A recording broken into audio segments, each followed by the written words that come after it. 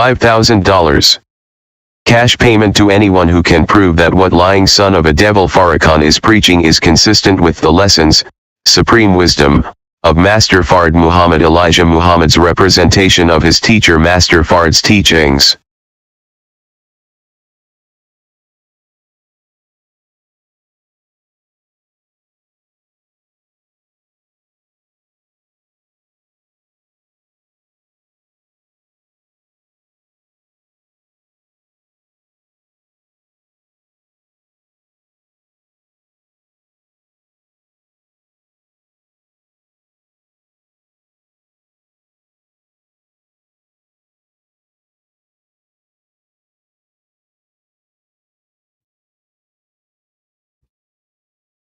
Assalamu alaikum, sisters and brothers.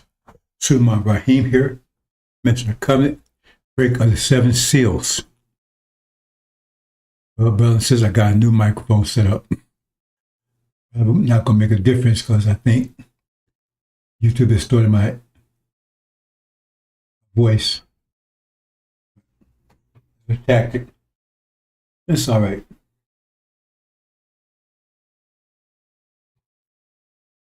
Let's just check the sound check here.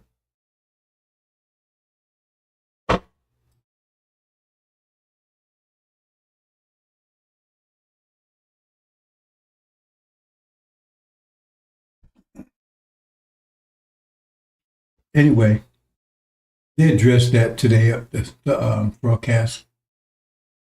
I was going to record that, but I don't have time for that right now, brothers and sisters. He says, "This is the truth that we speak by Elijah Muhammad." What he said, and we can prove every bit of it. It's a goddamn lie. Can't prove any of it. Just come and get that $5,000 then. Just come and get the $5,000. That's an obvious lie. We believe in Elijah Muhammad and his teachings. No, you don't. And I can prove that. And if you can, come and get your $5,000.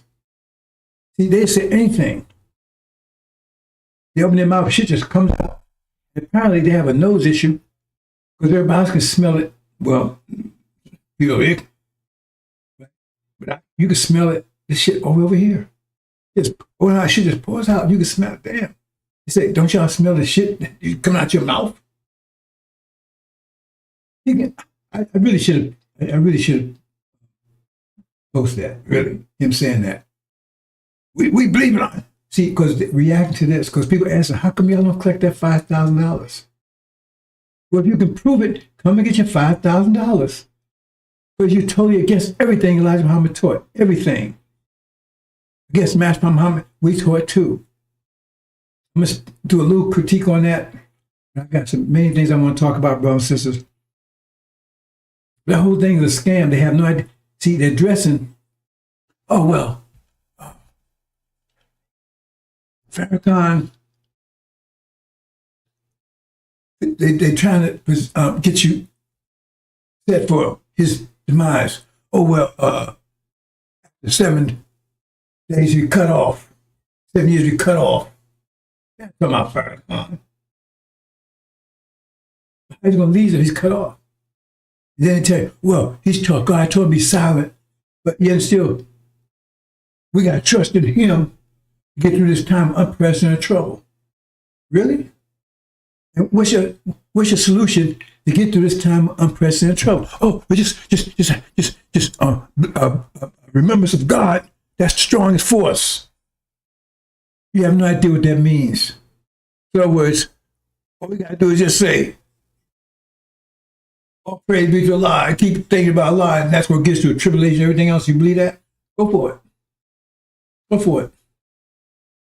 So then I guess Noah wasn't a believer. Because he should have just said, oh, we don't have to worry about the flood. We're going to just believe in Allah. Then he's going to attack the Sunnis. Oh, I thought we were supposed to be worshiping the Sunnis. See, because he's trying to, they're asking questions over there. They can't come to answers. They make up stuff. If you take it and distill everything he said over there, you see that's response to what I've been saying. Oh, Adam, no, he got that wrong too. All you got to do is do a little mathematics. Go to Genesis and do the mathematics. The Adam, that wasn't Adam. His name wasn't Adam.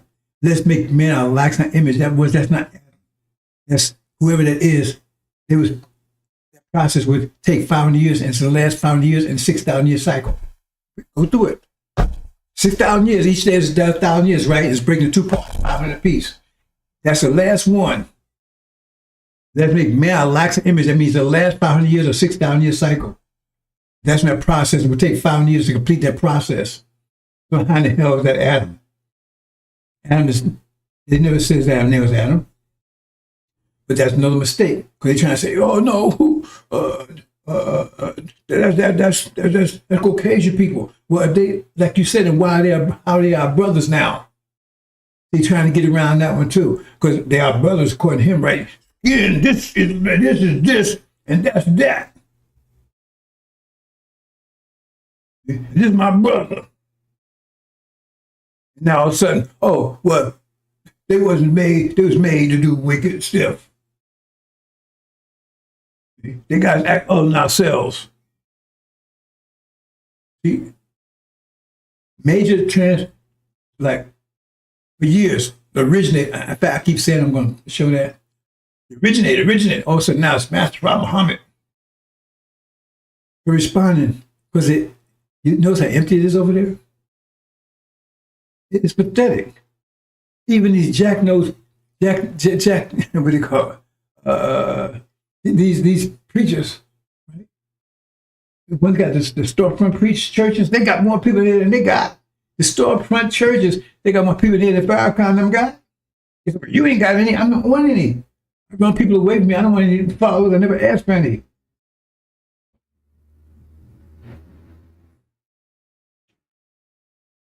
They got the storefront preachers have more people there than they do. Yeah, he's the universal man. He's the master. He's going to lead us. He's the one who's going to get us through tribulation. He's going to be cut off, and God told him not to speak anymore. And now they beg for money. Time, man. He don't want anything from you. He look for any reward, anything for he's been doing, his sacrifice. Why is he a multimillionaire then? How did he get that? And now they big T in trouble. They need more money. God's not drawing anymore. He got all the money locked up in his name and his son's name. They both made multimillionaires.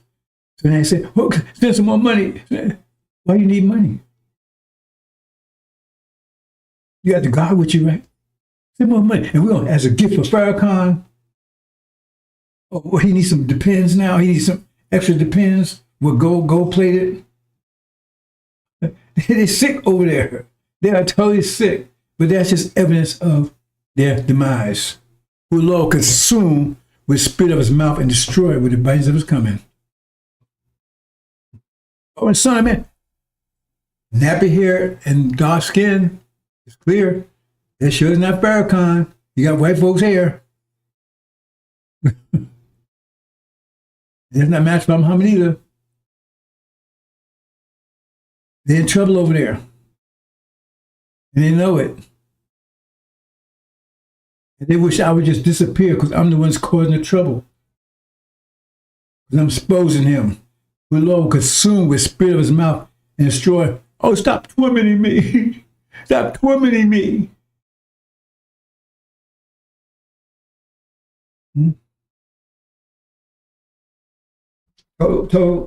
Yes.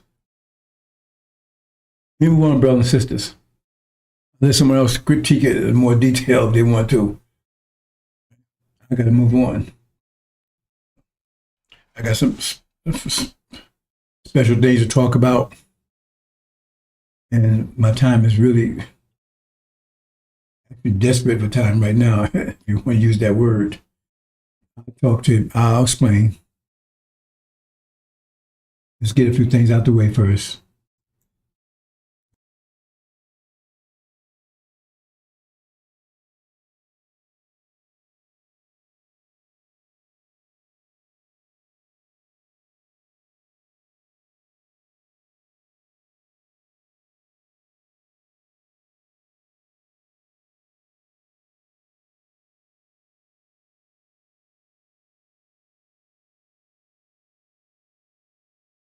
They were talking about Daniel, right?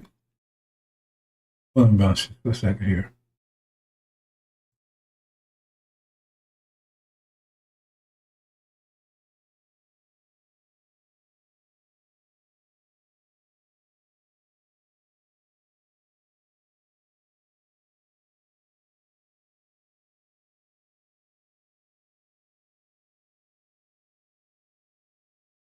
That sound that you hear. You have no idea. Let's see what happened here.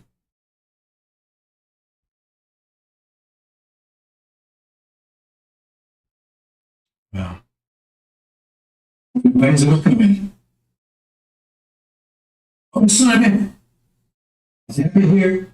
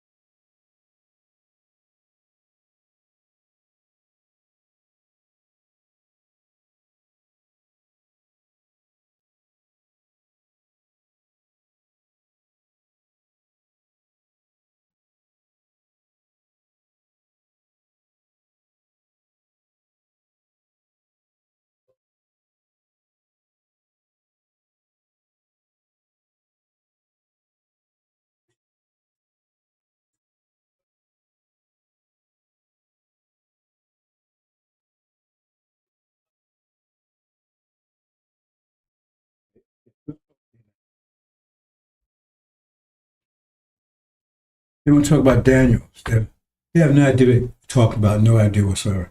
Verse 7. And the thing is, it does start from 1555. See, that's a lie. It starts, right? 1555, excuse me, that started in 1955. But they say, well, that's 40 years. No. Elijah Muhammad said it started 1619, but you had a 64-year blind spot from 1555, I believe it is, to 1619. Plus, he's talking about Elijah said the extension time, but remember, not too long ago, I was telling you, the Bible said nothing can be extended. They're all over the place. Once the time is assigned, it can't be extended. It can't be shortened or lengthened. But now all of a sudden, Elijah Muhammad said there'll be an extension of 64 days, 4 years, which that was wrong. I don't know where he got it from, but it's no extension. It's clear. 1619 to 2019, a plague came in right on time. But they said in Daniel, when we talk about the mouth, it says his mouth would make war with the saints, the so-called Israelite saints, and overcome them, right, for about 40 years. It's in Elijah's feet. But they, like I said, there's no scripture, none whatsoever, in the Quran or Bible that backs up what they're saying. And well, he's Aaron. Well, all you got to do is read what Aaron did. Aaron was no damn good in Elijah's absence. He's Aaron. Pathetic. See? I can say so. I'm going to move on. Move on.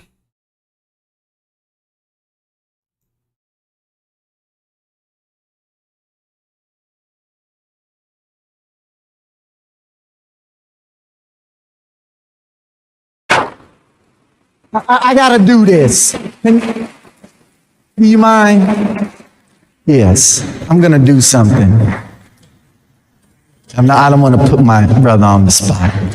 See, this is this. This is something else. Love and faith transcends color.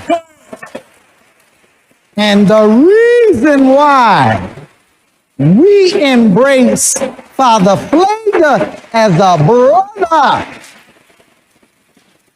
is because we find him on the battlefield of justice, being a true disciple of Jesus. And the last thing I'll say is you'll never call us racist. Yes, sir. Yes, sir. Because this day that we honor Yes, sir. Master Fard Muhammad, if you see an image of him, put his image up. Yes, sir. That's the man whose father was a black man and his mother a Caucasian. And how many of us have a parent that's a Caucasian or grandparent? It's not about color. Yeah. It's about our submission to the will of God. And in that we find common ground and unity. Yes, sir. So I'm only one shade lighter than you. And Mustafa may be 4 more shades lighter. We a family. Let's stay a family and be a family and love each other as God would have us to love each other. We love you, Father. Happy Savior's Day. I had to do that. We love you. Go ahead. One more time, brother. Let's see how much left they'll be doing in a few more days. Let's see. But I guess the Quran is wrong too. Do not take Jews and Christians as friends and protectors. Well, I guess he misread that, or maybe the verse is not in the Quran. Somebody made it up. He going further than that. Say they're brothers. Show me anything Elijah Muhammad's teaching, anything even resembles what he just said. Anything. There's anything. You can't. Nothing. I'm going to make a little change here. There's a problem here.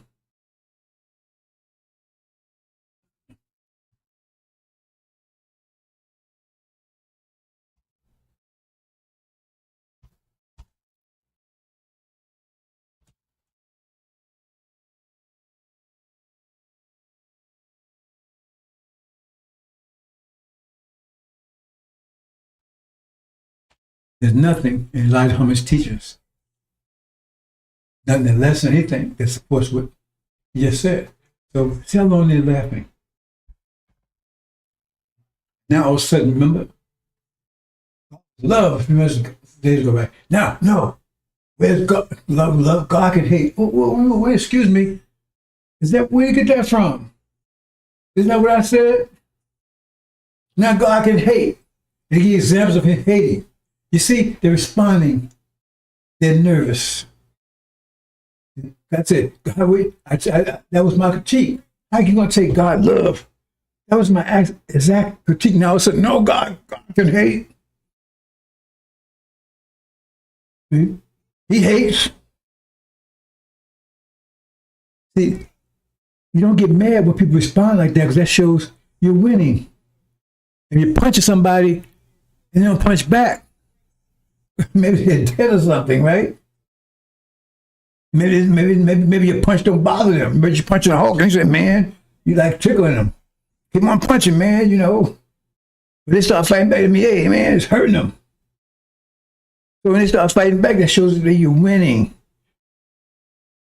Hopefully, unless they're stronger than you punched the wrong person. You understand? I mean, that was, remember, what, 2 weeks, 3, God love. All of a sudden, no, he ain't love no more. He hates. He hates this, hates that. Exactly what I said in my critique. See, because they got to go and cover their ass. Yeah, y'all said, how about that? Oh, no, well, yeah, Yeah, y'all said God don't hate anybody. Well, he says God hates. He showed where God said he hate Esau. And yeah, oh, you better cover that one up. Well, I didn't mean it that way. Yeah, God can hate. Before, no, God was all love, all love.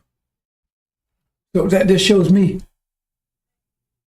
because every week they address what I'm saying more directly. That means every week hurting them more. Because the harder they punch back, so they try the harder is more hurting them. What made me? Oh, this is me. Got a little sound issue I'm trying to verify here.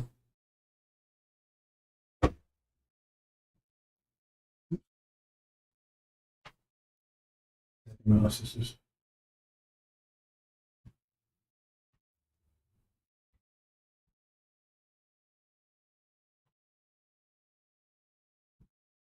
Hmm.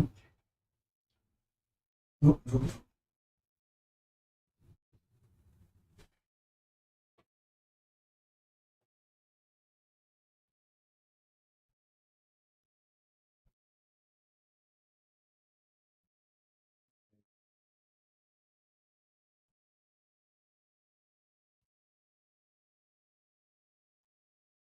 I see monitor my sound, bro. This is my sound.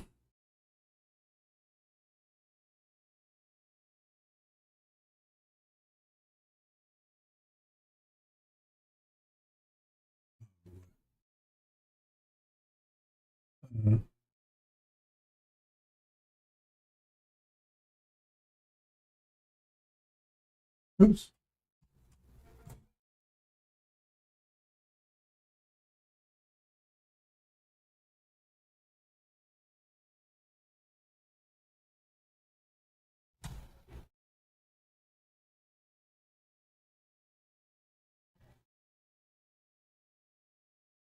One more second, bro. System just my sound here.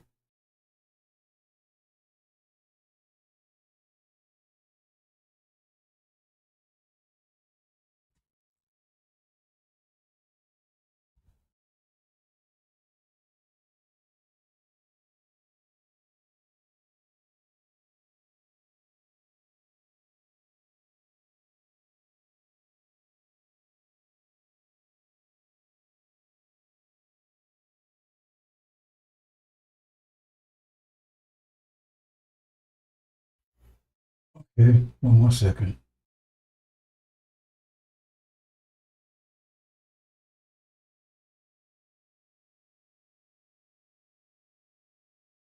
That works. One second, bro. System just okay.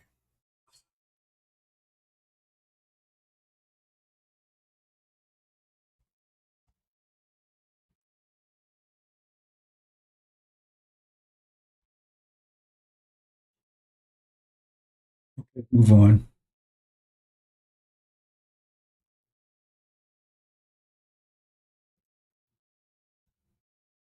Do you then believe in a part of the book and disbelieve in the other?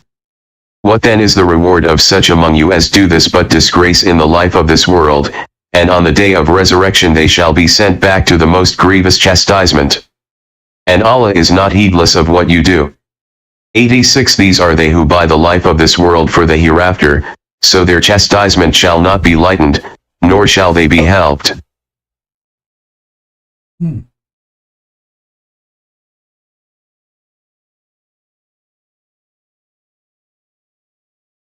Do that about.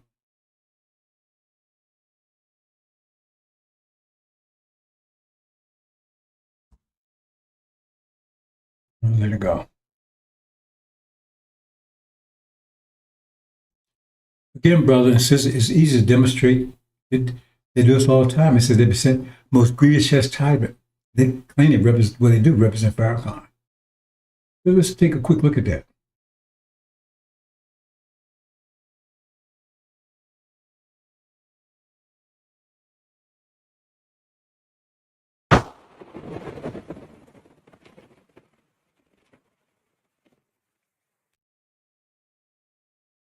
Mention the covenant, someone they never mentioned. Never mentioned them. Let's look into that.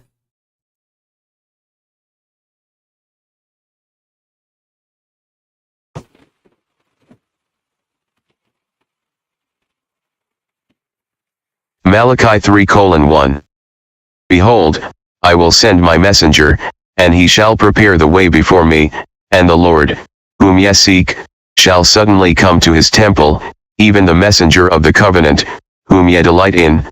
Behold, he shall come, saith the Lord of hosts. Wait a minute. They keep telling you Elijah the last messenger. And they read this. This is where they get it from. But it said there's another messenger coming after Elijah, the messenger of the covenant. Who will be someone that Elijah knew because he would come to Elijah's temple. They've been around when Elijah was around. He's the one that Elijah prepared the way for. But they tell you Elijah the last messenger. They tell you the last messenger. It's right here. It's not. It's clear as day. That he prepared the way for this messenger, the messenger of the covenant. So let's look at what this covenant is. Now we say, remember, they don't mention this. They mention this part. They don't mention this part. Believe in part of the book and disbelieve in the other. They believe in this part. Right here. It's right there, but they remember, stupid Daniel, oh man, how weaving out of scripture. Somebody's going to weave it out of your ass in a minute. Oh boy, what's going to happen to those clowns? So it's a terrible thing to fall in the hands of Son of Man. They have no idea what's about to happen to them. If they did, they would be on somewhere out of the universe, and that wouldn't work. They're not escaping. Go to the next one. Remember, that's the message of covenant.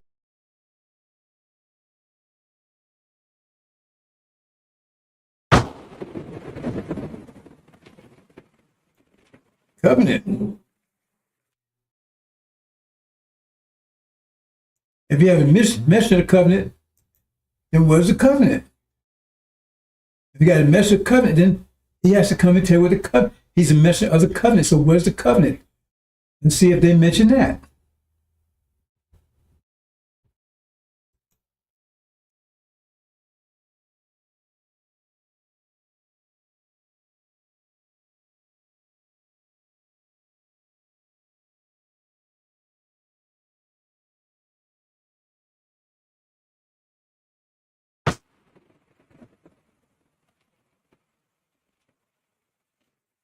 Genesis 15:12. And when the sun was going down, a deep sleep fell upon Abram, and, lo, an horror of great darkness fell upon him. 13. And he said unto Abram, Know of a surety that thy seed shall be a stranger in a land that is not theirs, and shall serve them, and they shall afflict them 400 years. 14. And also that nation, whom they shall serve, will I judge, and afterward shall they come out with great substance. Now they mention this part. They do. They mention this part. What about this part?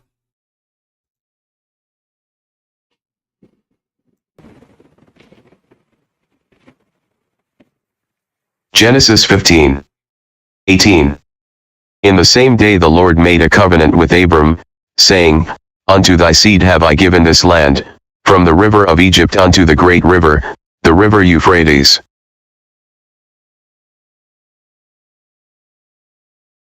Uh-oh. You don't mention this part. You mention the first part. Don't mention this part. So, and this says this is the covenant God made. So they say God's a liar because they said this ain't happening. We ain't going nowhere. So they call God a liar right here, openly. You can't deny that. God says, Allah says, God, whatever you want to call him, right? He says, his word, the covenant. Remember, you got the messenger of the covenant. This is what he be the messenger of. They say, God's allowing that because he says he's coming. The messenger of the covenant's coming. But they say Elijah's the last one. They call God a liar on that score. They call him a liar on this score because they say, ain't nobody, we ain't going nowhere. God's a liar. So the messenger, the last one, means God's liar because ain't no messenger coming here.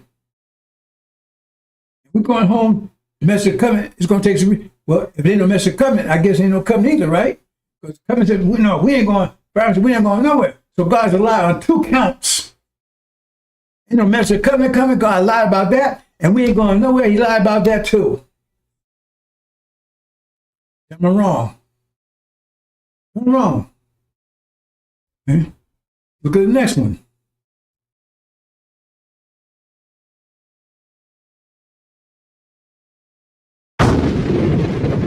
Identity of the message of the covenant. We know who the message. There's a message of the covenant, and there's a covenant. So what's the identity of the message of the covenant? Let's look at that one.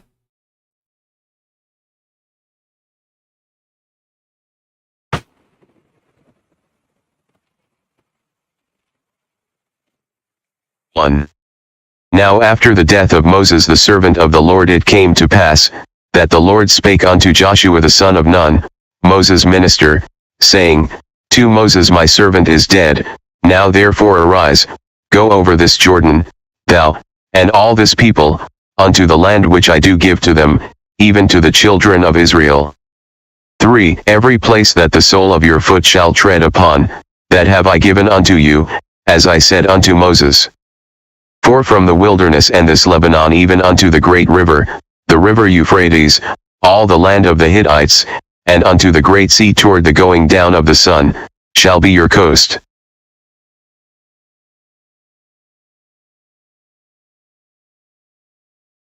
Okay, it passed from Moses to Joshua. What happened to Aaron? He's fulfilling the covenant. He's a messenger of the covenant. So Joshua's messenger of the covenant that they say is a lie. He's the messenger, right? Oh, that's a lie because the last messenger is Elijah Muhammad. So where does Joshua come from? And then he says Joshua is the messenger of the covenant. And he's going to return home. He's the one after Elijah. So this backs up the other two. And he's saying this is a lie too because Aaron's the last one. Anybody after Aaron? Well, Aaron's not in the picture here. Why is Aaron not in the picture here? Because Aaron didn't make it to the promised land. Aaron died in the wilderness with his followers. Tell me I'm lying. It's clear. Let's move on, brothers and sisters.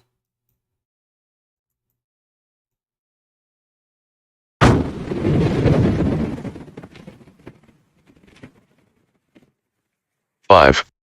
There shall not any man be able to stand before thee all the days of thy life, as I was with Moses, so I will be with thee, I will not fail thee, nor forsake thee. Well, I give it to my Pharaoh conquerors. Somebody failed them, and they blew his ass up with those radiation pills. Mistake him because the man's wiping he can't wipe his own ass right now. He's shitting and pissing in a bag. So is that God's help? Is that God's assistance? You know, they say nothing happens without the will of Allah. Ain't that what they say? Nothing happens without the will. Let me say it again. Nothing happens without the will of Allah. As soon as he said, and they said that, right? Then that means it was the will of Allah to blow Farrakhan's ass up. So why would he do that to him? He said, I'm going to do all great things for you. I'm not going to forsake you. I'm not going to fail you. Nobody stand before you. But I'm going to blow your ass up, though. Well, I guess maybe that's it, because your ass blown up so bad, nobody will be around you. Is that what it is? See, this stuff is simple. That's why when the time comes, there will be no excuse. There will be nothing hurt. He said, that easy to separate them.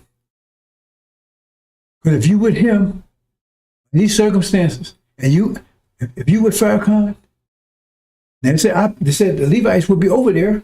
The ones seeking this message, they were seeking from that place, but they was not with Farrakhan.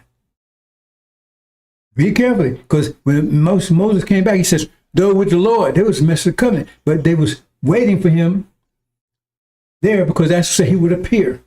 They have it quite wrong, but anyway, I get it. Because they said they wasn't with him, because they said those with the Lord, means they wasn't, they were just there.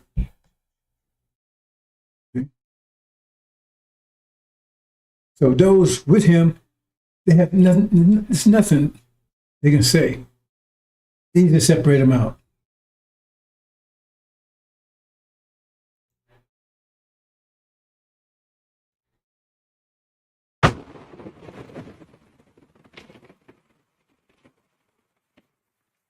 6.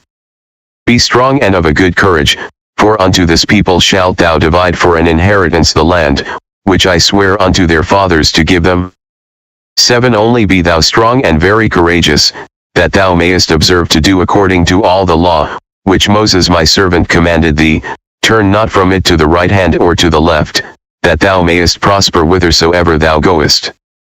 8. This book of the law shall not depart out of thy mouth, but thou shalt meditate therein day and night, that thou mayest observe to do according to all that is written therein, for then thou shalt make thy way prosperous, and then thou shalt have good success. 9. Have not I commanded thee? Be strong and of a good courage, be not afraid, neither be thou dismayed, for the Lord thy God is with thee whithersoever thou goest.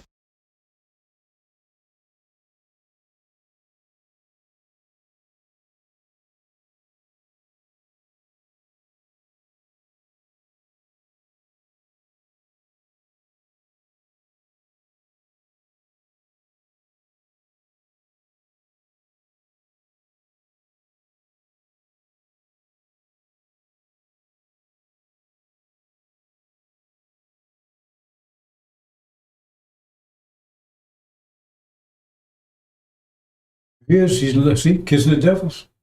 Not photoshopped. Those are brothers, according to him. Not a lot of Amish teachers. Mass Amish teachers either.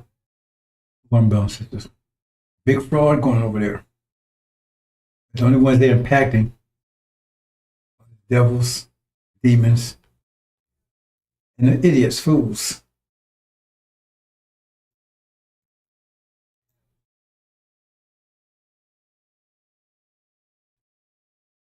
They're all about this world's life, because that's why they're for money.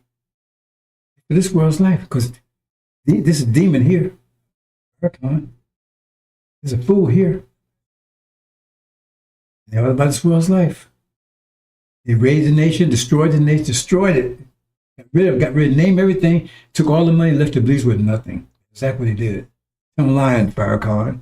Then they badmouth the Messenger and Master Muhammad. On top of it.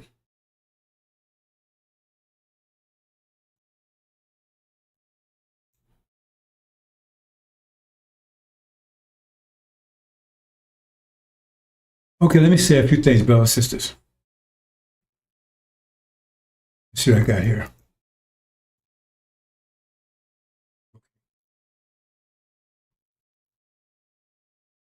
That's me, brothers and sisters. I got a camera problem again. You have no idea, brothers and sisters. Hold on. They're trying to give me a stroke. That's what they're trying to do, but it's not going to work.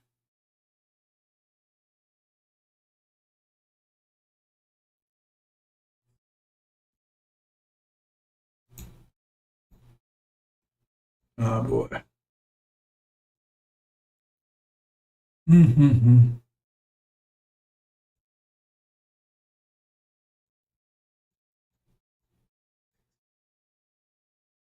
Now my computer's hung up. Oh, boy.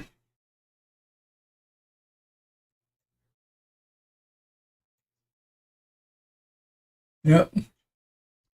That's a new one.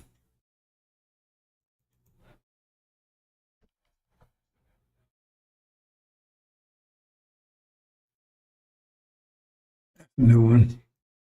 Mm-mm.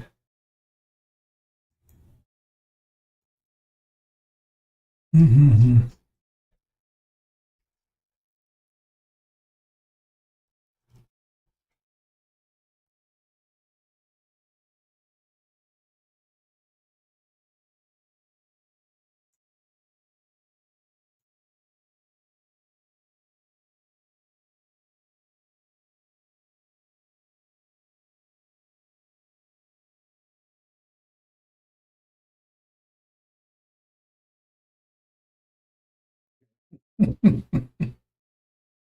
Funny.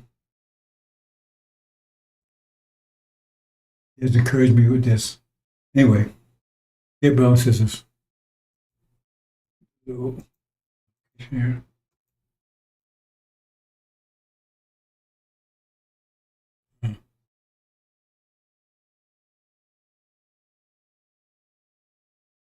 Let me do it this way.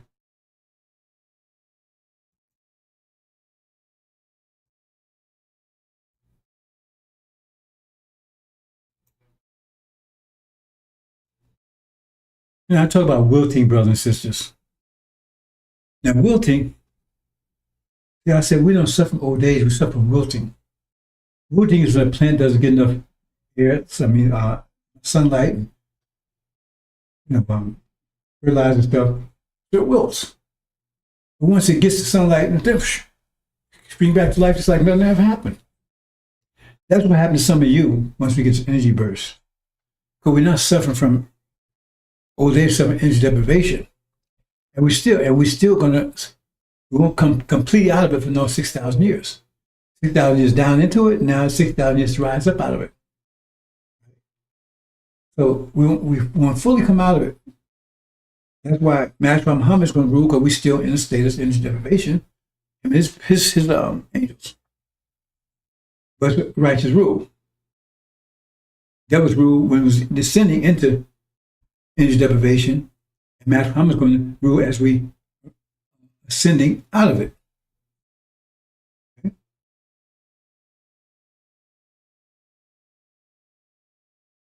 So, but one of the things we have here is that in the process of ascending, right? We're getting energy. So at one point we had no energy to maintain ourselves or anything. Now we have energy, but the problem is how much energy we have and manage it, and to manage that energy.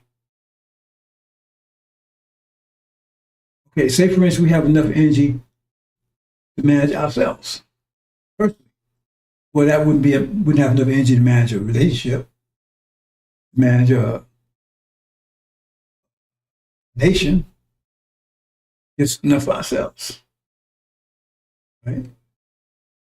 But we really don't have enough of that fully, because there's two stages to that. Have enough energy to keep you alive and keep you motion, keep you not enough to heal. I mean, healing. See, avoid the wilting, because what happening is we have enough energy to maintain, supply our cells and everything else what they need. We don't have enough energy to make those cells stable, which would mean you'd be like Master Muhammad. You don't seem to age. Like the Quran talks about, you won't seem to age. We don't have enough energy, and we won't have enough energy that, at least some of us, for the next 6,000 years. So, I mean, you could, but not well. Master Muhammad does. The point is that you could do it. That means all the energy you have, you apply that means you wouldn't have the energy for relationship, anything. So all your energy would be constantly 3 meals, 1 meal every 3 days, right? You're going to gym 10 hours a day or 12, whatever. Right? Because all your energy is focused just on maintaining you. So you wouldn't have anything else. Now, you may be able to do that. Some may be able to do that. Then you wouldn't age at all. Because now you got the energy to keep you stabilize your cells. We can't. Doing that would be a mistake, because the nature of the war against us as rising won't allow that. Because we cannot do it individually. You try to go through the hard cards individually, you will not make it. We have to have Hajj, have the whole thing, everybody working together. And so you don't have the healing, I call it the healing level of energy. But you can have it, but as opposed to that, you got to say, okay, no, I got to bring my family together, I got to bring the nation together, use energy in that purpose. It's about energy management, so I'm used for that particular purpose. And take myself, for instance. I had that vision when I was a child about being totally exhausted. At the end, totally exhausted. So the energy I have to manage the energy, because it takes energy to get this message out. That's primary. But I cannot get out if I'm not in good health. So if I so Elijah Muhammad sacrificed a lot of his health to get the nation together. He was sick all the time. I can't do that because I wouldn't be able to get this message out. So I have to do a certain amount to make sure, keep myself healthy, strong enough to get this message and then to move forward because we're going to war. So I have to take all things into consideration. And do I want a relationship? Yes, I do. But without that, I need some inspiration. My wife gives me inspiration. So I have to balance everything out. But the primary, because if it wasn't for her, she's a big help to get this message out. If she wasn't, then it wouldn't work. I had a demon wife, she was totally, so I had to get rid of her. She got rid of herself. So she's an asset to this message. Without her, I wouldn't be able to, but then she takes care of a lot of things I wouldn't have to take care of. So she's an asset, not a push mobile. You understand? So I have to manage it carefully. So I very carefully manage my energy. And so if I go off script, cause me a problem. Like recently, I advised some people around that had an accident as a result of it. See? My energy management is very, very critical and very precise. See? That's maybe I want followers and all that kind of stuff because it takes energy for that. So the thing is that as you get older, because if you stay in energy deprivation, your cells become more unstable. Because remember, you haven't got to the point where you can stabilize them. They get older, and you're not stabilizing, they get worse and worse and worse. That means you got to put more and more energy to stabilize them. I mean, more and more energy, right? To keep them under control, keep yourself in good health. So where it used to be 2 hours at the gym, now it's 5 hours at the gym. Extra slots, extra fasting. That takes energy to do that. Then when you get about 77 years old, it takes a lot of energy to maintain yourself in war, battle status, battle stature. You got to go to battle, you got to get this information out, you got to 24/7. Takes a lot. After a while, you can't do it. That's why you can't do it, because I can't go to the gym 10 hours a day. I can't fast every 3 days. Once every 3 days, I can't, you know. You see what I'm saying? Because it takes too much to do it. That tells me a lot of things, because I'm at the point right now where I can't go any further than I'm going. Because it's difficult. I know we're at the end because of that, because I know I couldn't go another year. There's no way I'm going another year, because for the rest of the year, I'll be at the gym for 12 hours a day. I can't do that.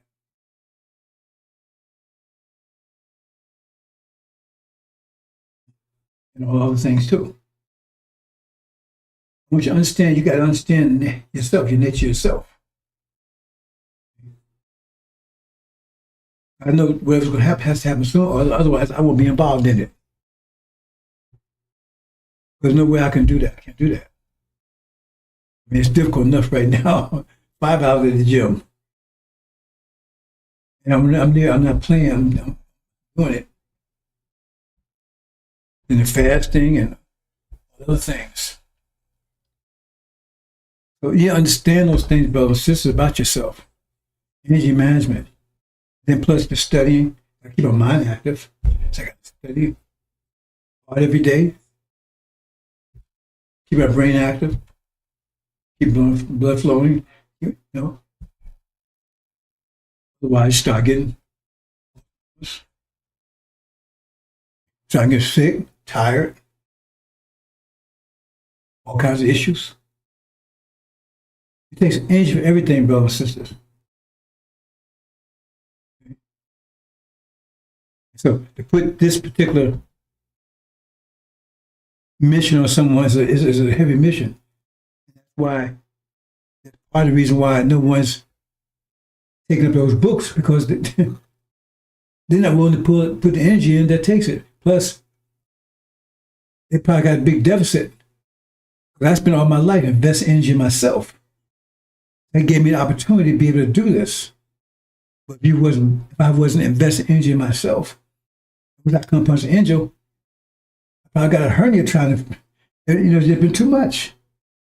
It's like, you go in the gym all the time, you build, so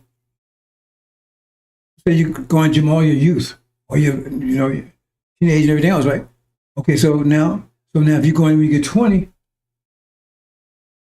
right, and you done built up from 5 pounds to 50 pounds, so somebody said pick up 70 pounds, man, well, you ain't got far to go do that. But if you ain't investing in that, and you've been partying everything else, then you go in there in your 20s and say, okay, lift 70, you can't do it. You just cannot do it. No matter how you try, it's going to take you a while. You have to go and invest, because you got to invest energy in that. If you lift something, you got to invest energy and muscle to do that. That's why you go exercise. You invest in energy in your muscle. I can't keep understanding that. So if you can't do it because you've been investing energy in bullshit, so now you waste it. So now you tell, okay, now you got to pick up 70 pounds. You can't do it. You mess around, get a hernia. Pull something.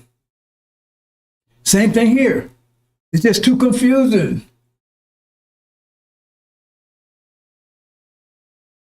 You give my algebra, I don't know how you look. Look, it's simple. Man, damn, you can't lift 50, It's simple to you because you can lift 50 pounds. You've been exercising that. This guy, damn, man, you can't lift 50 pounds? That should be easy. No, I can't lift 10 pounds. I don't know if you understand the analogy. Okay. If you was wasting your time bullshitting around your life, then now you can't do it. It's hard. And to do it, that means you got to really, now you got to really pour it on. And are you willing to do that? Probably not. Oh man, but you got 6 months, man. You got to lift 70 pounds. Oh man, that means you got to go to the gym, what, 24/7? Because you can't lift 10 pounds now. If you got a time frame,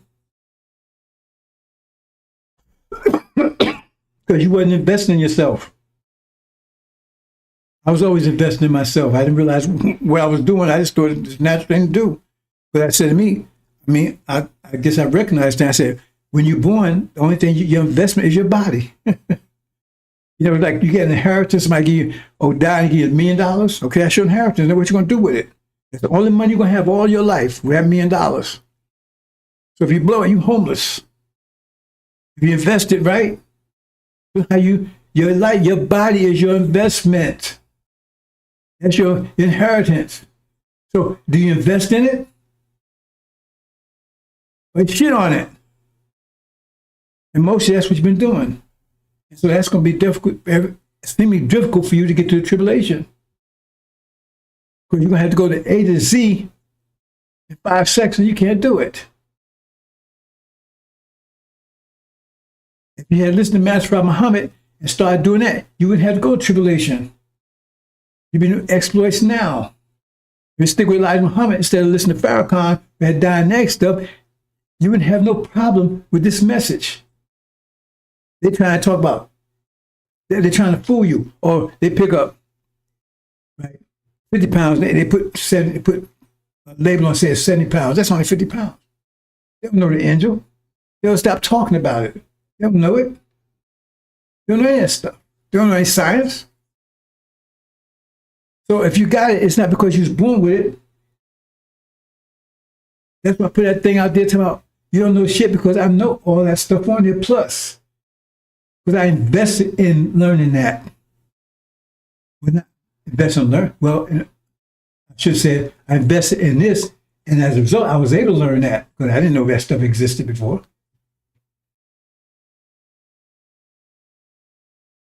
Now, you can take it or leave it, right? But the point is you have to, remember he said today, all those delivered in the book, Are you in the book, Michelle? No, you're not in the book. And that book has a certain requirement. So if you want to go, you want to graduate high school, you got to pass the. You're going to school, college, right? You got to pay the SAT test. That criteria. And so if you fall behind, it means that more energy you have to put in. And so right now, at this point, like I said, I know I can't go another year. There's no way I can do 12 hours at the gym every day and get this message out. And there's no way I can do it. So if that's the case, I will not be here. I'll tell you that right now. So if that vision was correct, that means this is about to blow up any day now. It's hard to see. I mean, what's today? Is it 14th? You got 7 more days before the winter. If they mean technically the winter, I don't know what they mean at this point in time. Say when I don't like that to say pray. I mean, you pray in the match. I'm gonna say make sure this happens before the winter. What does that mean? I never did like that. Anyway, that's what it is. If that's the case, if it doesn't happen then, as far as I'm concerned, you probably I'm moving on. That's all I can tell you. Yeah, I don't have magic wands. I have no mystical herbs. I manage my energy so I know what I'm looking at. For you, if you understand this, right, you still got tribulation you got to go through. So if you haven't invested in what you need to get through it, then you won't get through it. Energy management, that because we still suffer energy deprivation, we still, like I said, because we can't stop ourselves from wilting. If we do that, then we won't be able to bring the nation together. And you might be wilting, but you won't make it through here because you can't do it by yourself. You have to have all the rich nations combined, the Hajj, to give you the power to use weather as a weapon, for instance. There's just so much, brothers and sisters, that you don't understand. And you just see these clowns. They say, I've said before, your life and death. You're going to take a Farrakhan path, you're going to take the path of Mr. the Covenant. It's your decision. I don't know if I made any sense with that to you, brothers and sisters. Right? But that's the way we are right now. So we have to say, okay, it's like a budget. Okay, I got so much money. What's the most effective way to use it? So the most effective way to use it right now is say, okay, well, I don't have, I can't eat steaks. I can eat hamburger or beef burger. So, hey, I need to use energy to keep myself from aging. Maybe I might be able to do it, or I can use the energy to bring my nation together and save my nation, save my people. Those kind of choices we have to make when you have a budget. And right now, like I said, we're on a budget because we don't have enough energy to be totally complete, and won't have it till another 6,000 years. Get better and better and better because we're going through spring now. We're approaching spring, but we're summer people. Spring is good for us. Summer is perfect. Let's move on, brothers and sisters. I don't know if I made my point or not.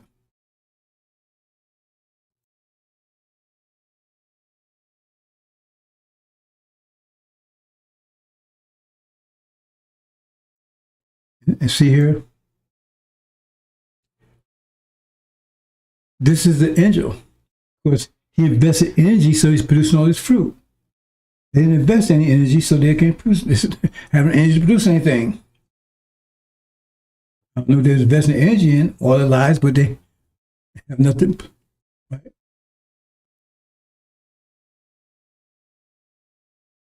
Don't have enough to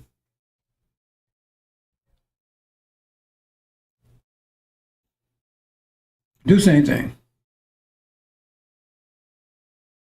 That's the case of Levi. Levites is in trouble. Levites are in trouble. Partly because of Farrakhan and all these other clowns, Royal and Stylist and all of them.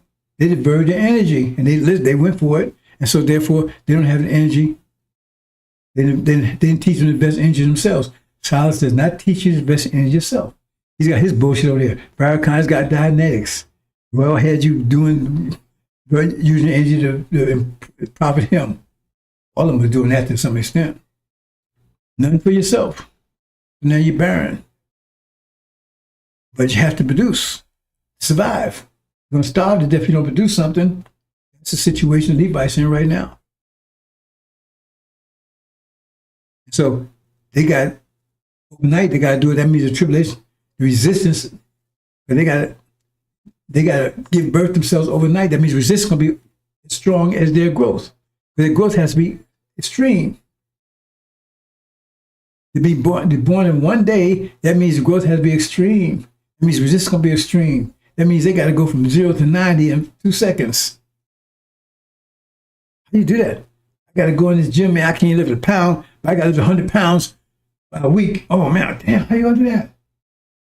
How you going to lift 100 pounds in a week, man? You're going to lift 10 pounds right now. That's what they're up against. Because if there's been with Elijah, Father Farrakhan, they would list a pound of what? If they listed a pound a year, 2 pounds a year, they'd been 80 pounds by now. They ain't lifted anything. So now they got to lift from 0 to 80 pounds in one year, in one day. You understand? This is not knowledge. This is exactly what's happening here. But see, you could tell this person invested. Look all the fruit he's producing. They've been investing all this in himself. He didn't fall for that bullshit. Them. Klein and Wallace didn't fall for that. They did. So they don't have an engine. Their trees don't have an engine to produce anything. But yet still they got to. Because this tree's going to be removed and they can't eat from it anymore. Right now they eat from this tree.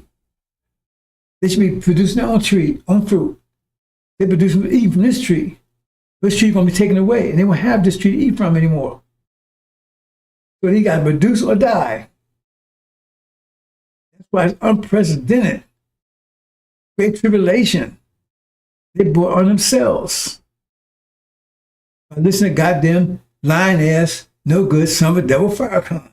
So stick with them. That's why they say he's born today. Should have been born 42 years ago. Elijah Muhammad impregnated her 42 years ago.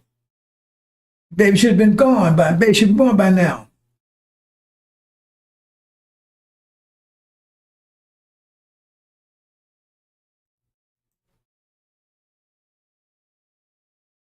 They'll come down. They're worthless. Use some firewood. Chop them up. Use fertilizer. Anyway, the bottom line is there are demons. Master said, you can't live off of us, you can live off them niggas. That's what they're doing. They're all demons. They're living off of us. We say, when the eagles are, where the carcass is, the vultures be gathered together. These are the vultures. Where the carcass is. They're the vultures. They gather together. Because the devil said, you ain't eat it. Master said, you ain't going to live off us. You live off them niggas. Black caucus, politicians, preachers, especially preachers. But we was in the fields, the preachers would be out there telling you, love master, obey master. Because they was the more you submit and doing you right, obeying master is better for them because they were living in master's house. They were master's children. The more master got, the better it was for them. That means the harder you, the more they get out of you. So they come out and tell you. They look like you, so you say, hey, you might listen to them. Obey master. Produce with master. And that's what preachers are telling you. They're all living off of you. All parasite.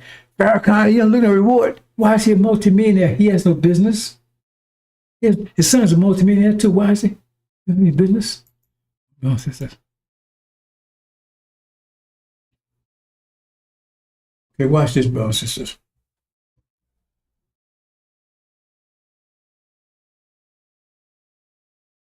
For 5,000 years, 5,500 years, right?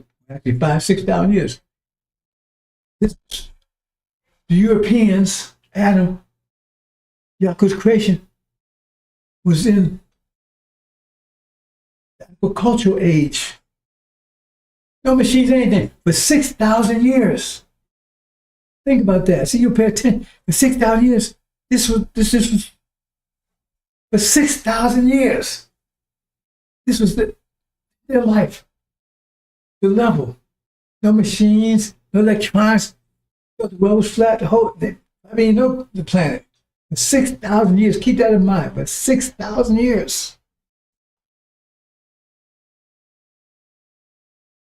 Because that was the winter. Remember, you got 4 times 6,000 years. That was Yaakov. That was the winter season. And that's where things were in the winter season. And now you're going to sense of winter to spring. 6,000 years, that's the winter season. That's the way it's got slavery and everything else. Now, I'm just showing you the basic, But then spring comes.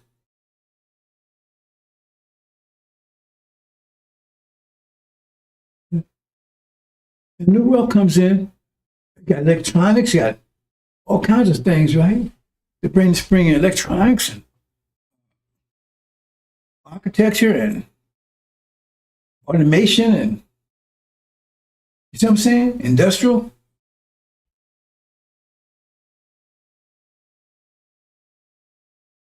Why is that? Why is that? You don't ask yourself these questions. Because they were winter people. Oh, it's going to work. They're winter people. Yaakov's creation was winter people. And that was the winter.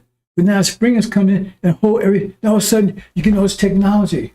You get industrial. Why all of a sudden, once they brought us over here, they didn't start having this stuff. When they brought us over here, they didn't have that. They didn't have any industry. They didn't have any machines. They didn't have any electronics. They were still in the agricultural age because that was the whole idea of slavery. People go out there and do the farming and agriculture for you. You understand, brothers and sisters? Is it making sense to you? Is that making sense to you at all?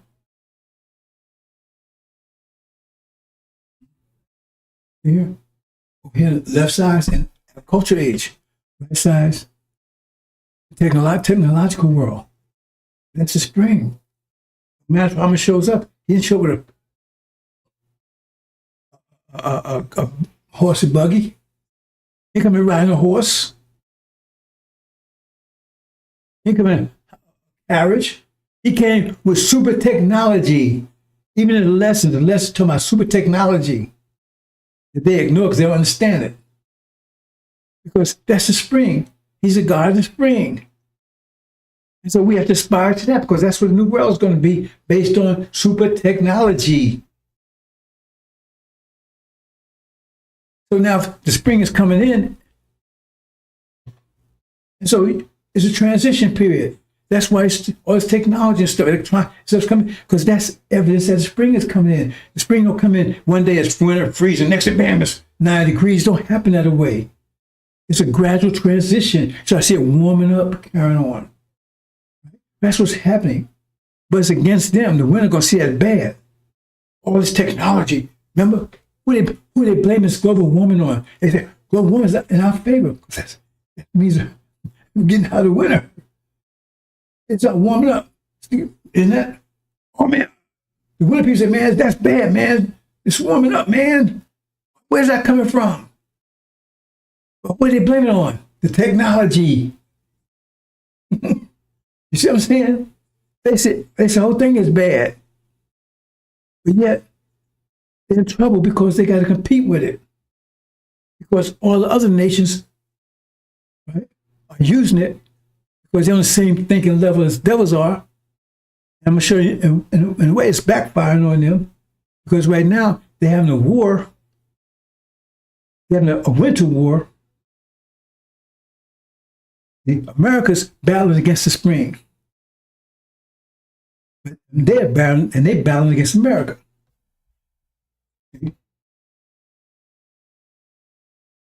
They're battling against America. America's battling against the spring. They're battling against America. I mean, it might be too complicated for you, bro. See, I'm trying to show you how pressure works. See? But all of them are battling against the spring. They don't know it. They're battling against America. But all of them are battling, America is directly battling against the spring. And they're battling against America. Right? And they are also battling against the spring. They don't realize it yet. They're going to realize in a minute. So I'm going to explain that. That's the situation we're in right now, brothers and sisters. We do a sound check here again.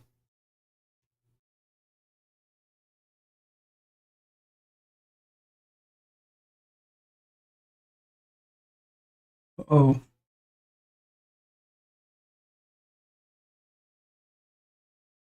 Oh.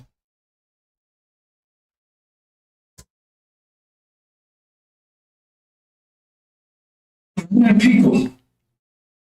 Those creatures are born people. That was the winter. Now spring is coming in. A little complicated. Let me try to explain it. This was going. That's what I'm trying to get you to understand. I said this may be my last presentation, but I understand the best of it, the core of it.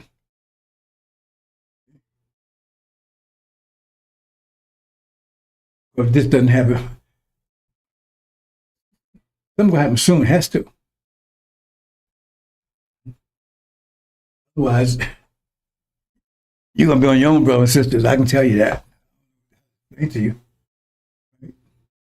We'll see. See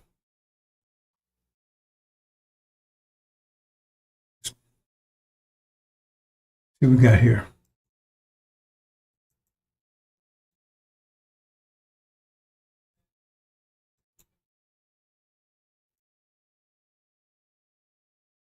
As I was showing you, 6,000 years of winter, and comes the spring.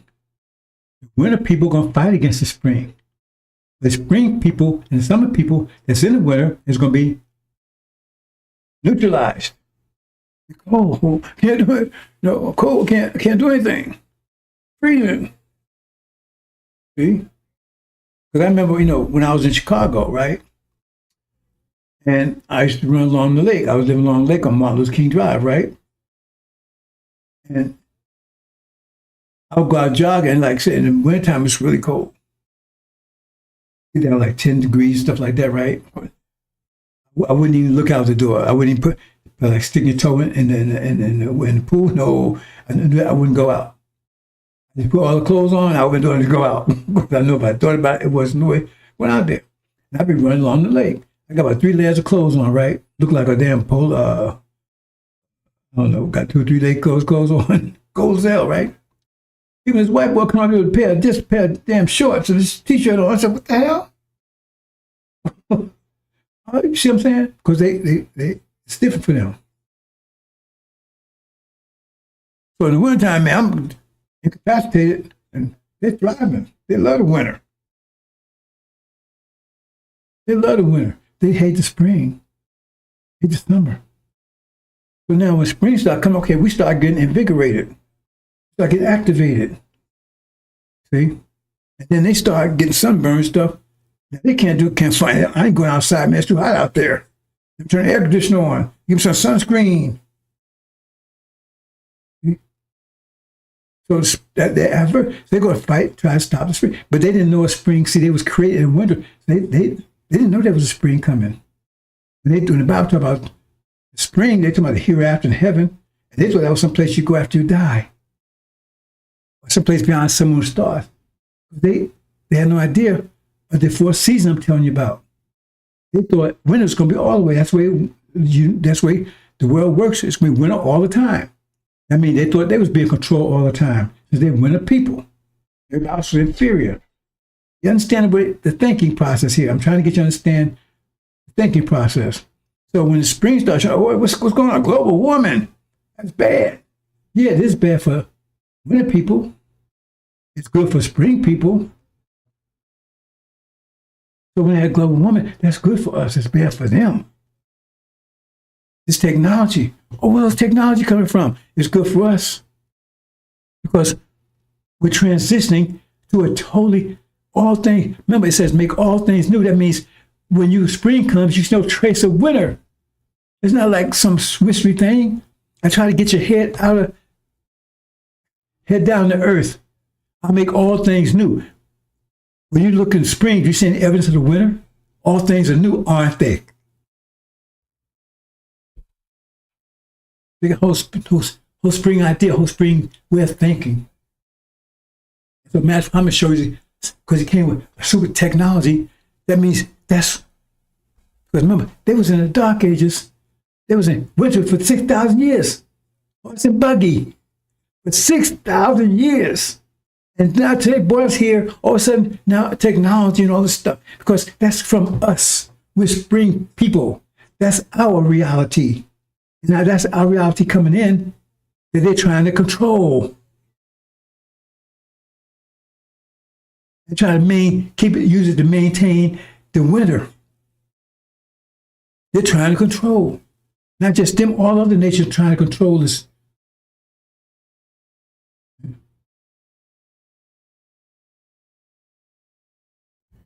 You understand, brothers and sisters? See if we go a little further with this. This may be my last. Okay, anyway, I'm trying to get this information out to you, brothers and sisters.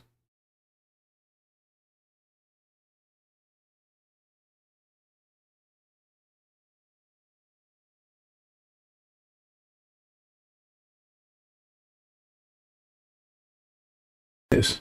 You see here? This is where we were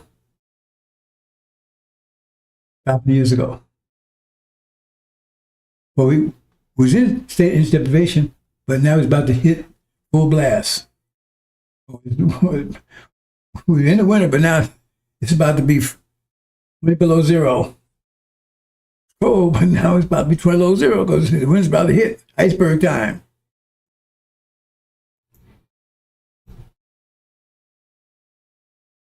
Okay.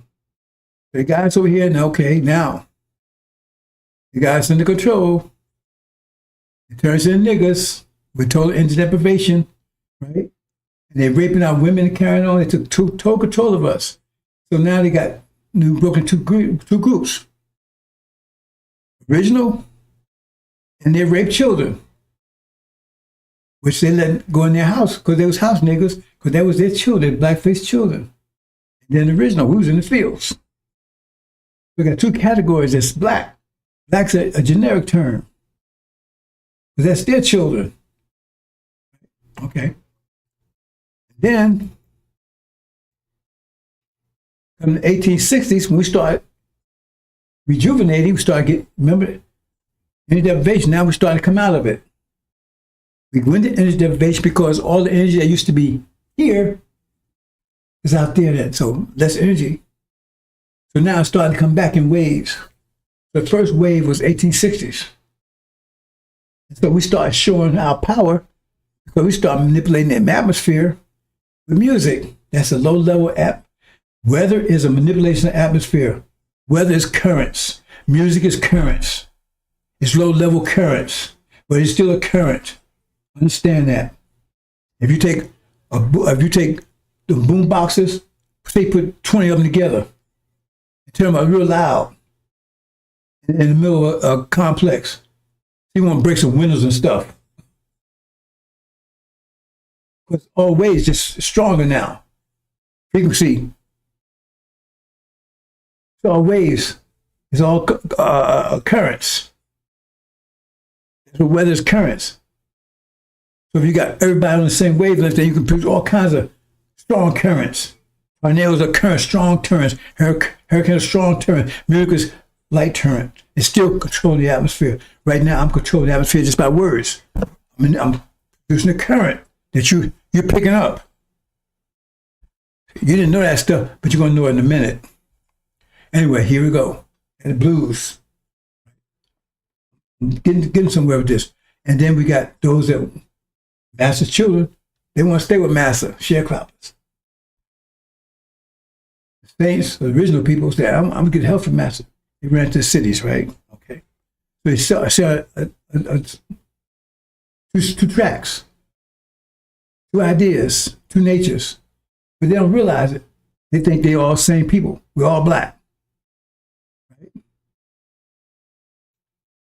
Then about 50 years later, now it's got jazz to start learning about Africa. We said, hey, let's be like home. Let's get more, right? That's when Liberian stuff was set up, right? Okay. Then you got, doing what? Hold on, Liberia. Anyway, Liberia was set up. I'm not quite sure the time frame right now. I'll get back to that. Anyway, and then you got these, remember these masters? They want to be more like master. Think and act like master. Remember, they want to stay in the house, master's house, on the farm with master. Now they want to act like master. They want to get the hell away from master. They want to start acting like black people, original people. Okay, let's move on. And about 50 years later, right, okay, the separation becomes greater. They don't only want to act like father, they want to be with master. They want equal rights. They want to be treated just like master. Like master's children. They said, we're married, we're treated just like your white children. Exactly what happened. And he said, let's get the hell out of here. We want no parts of you. See, division becomes greater. Now we're starting to realize there's a problem between us. We thought we were the same people, but also they act different. Then you go here, and now we're about 50 years later, we're here now. And now we know we're totally different. We know we're totally different because they love America and break. And we said, we're going to get, no. We get totally out of it. We know about the covenant. The covenant says we're going home. They said, no, we ain't going nowhere. We're going to stay here in America. See, two different ideas. Because these are actually demons. They're devil's children. So how would they talk? How would these people talk? I think if the person on this side would talk just like Martin Luther King talks, like Du Bois talk. The other side would talk like Elijah talk. I'm going to talk. Mark Scribe says, let's look, let's listen.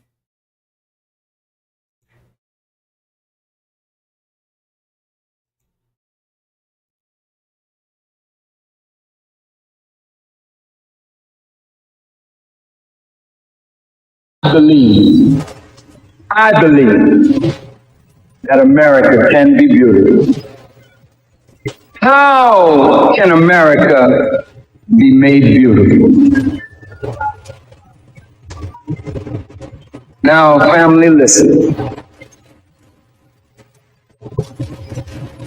My brother Imam Waterfordine and I have had disagreement.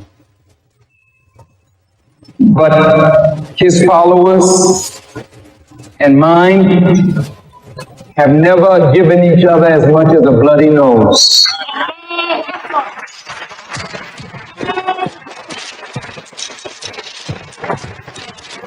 Because in spite of our differences, there's a deep love in us.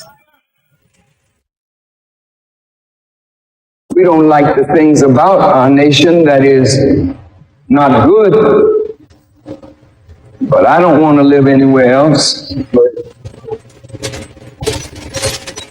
I want America to be made right. I don't want to see America go the way of Rome and Babylon and Sodom and Gomorrah. But why won't she go that way? If the men of religion and the women of religion keep silent.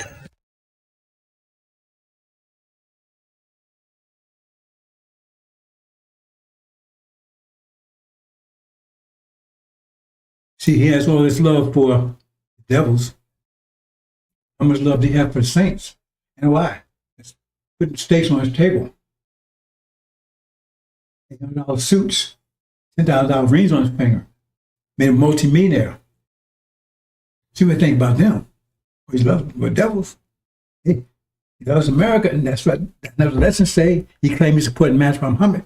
And Muhammad said they cannot be reformed. They're 100% wicked. They must be moved to the planet. I said, no, you're wrong. You're wrong, Master Muhammad. They can't be reformed. I'm going to reform them. They're our brothers. Yeah, and some of them wicked. You say 100% wicked. You're wrong. I'm the best knower. Then Elijah, you don't know what you're talking about either. You should be my student. Because you say we'd be fools to stay in the land of our imprisonment.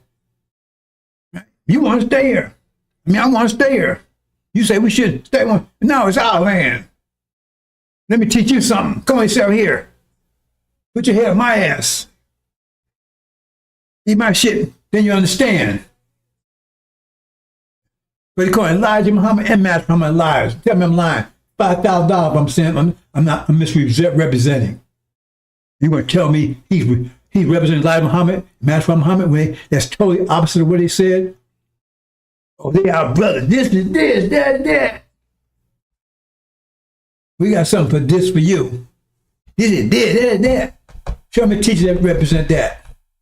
So the 100% wicked cannot be reformed. So let's see what we got to say for you, brothers and sisters. They got your head. Well, if your head stuck his ass, keep it up there. We never pull it out. In fact, we have you give you a shove. You need a shove, we give it to you.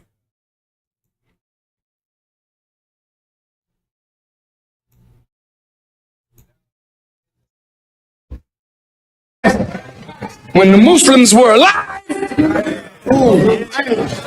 I'll say it again. When the Muslims were alive, you dead as hell now on both sides. Yes, sir, brother. Yes, we are. Yes, sir. That's real, brother. Both sides. That's real. When we was alive, we set up schools. That's right. When we were alive, we had supermarkets.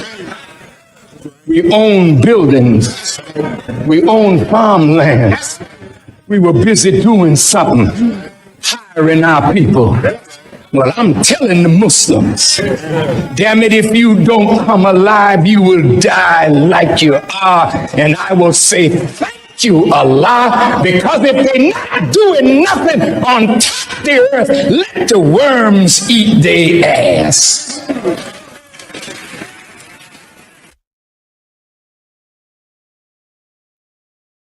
That's what happened for you, brothers and sisters. We got love for the devils. Worms eat your ass. I'm not allowed to do it. For a lot, worms eat your ass. But for the devils, oh no, I'm something happen to them. Oh, something happen to them. No, please don't let it happen to them. Both are totally against the teachings. But why? So how, one thing about Wallace, at least, he didn't say represent Elijah Muhammad. This clown here, but probably because he's on their payroll. He gonna claim he's representing Elijah Muhammad when that's a goddamn lie, total lie. Matter of fact, Muhammad told lie. We can prove it easily. He don't support any of that crap he just said. None of it. Can't find a lesson that backs that up.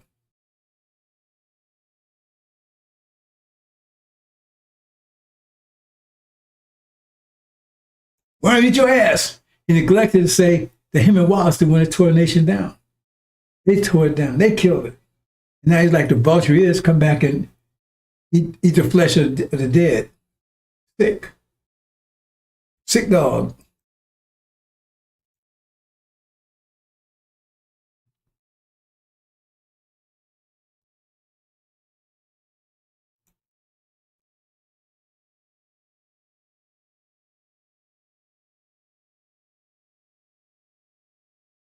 But here we are. So does he sound like what path you think? Come out here. You better think Farrakhan's on. This path or that path. Here we just said.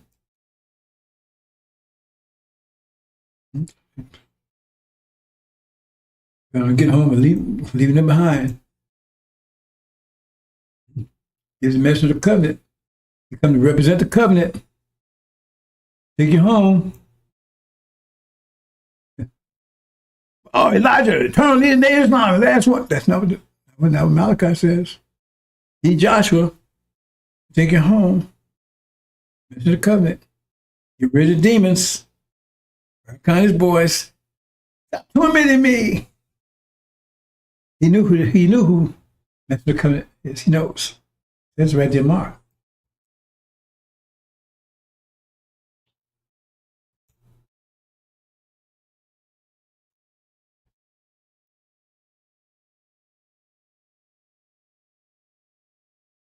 And boys over here, divides up, mixes up with demons, keep us divided.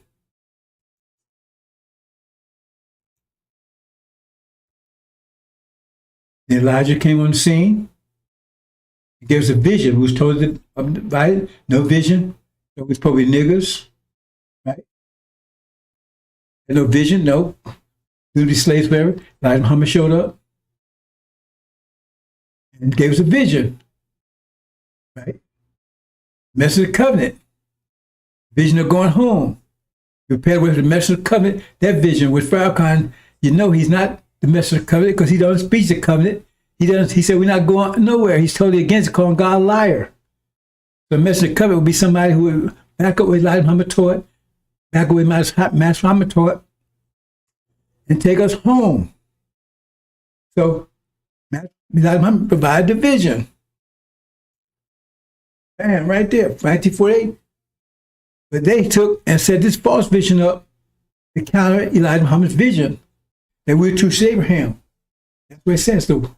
That's the war against our minds. No, see that? They don't want us to come together, keep us divided, keep us confused. They said, no. Okay, so I'll accept that. Okay, they must. Okay.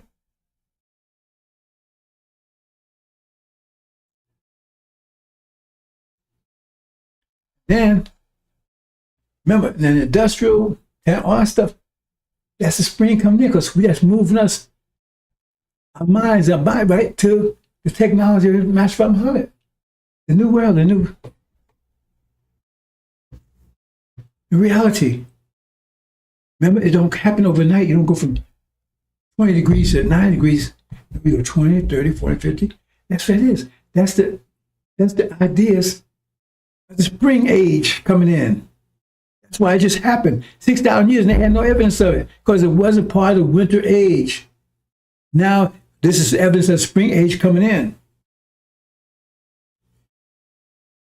So the thing is, we spring people, they will do everything they can to make sure the spring people do not energize, take advantage of the spring coming in. Because all the things spring coming, global warming, all those different things, right? In favor of the spring, and spring gets power, they lose control over the spring people. And then people, if they lose control, that means spring people start controlling them. Control does not rest. You understand? So anything that of the spring, they're going to try to prevent you from any aspect of the spring. They're going to try to keep you away from it because it's in your favor. Makes you strong, gives you control. They don't want that. So industrial job, and when industrial, oh man, remember that's a spring idea. They come out of there because they had 6,000 years. They never saw anything like that before.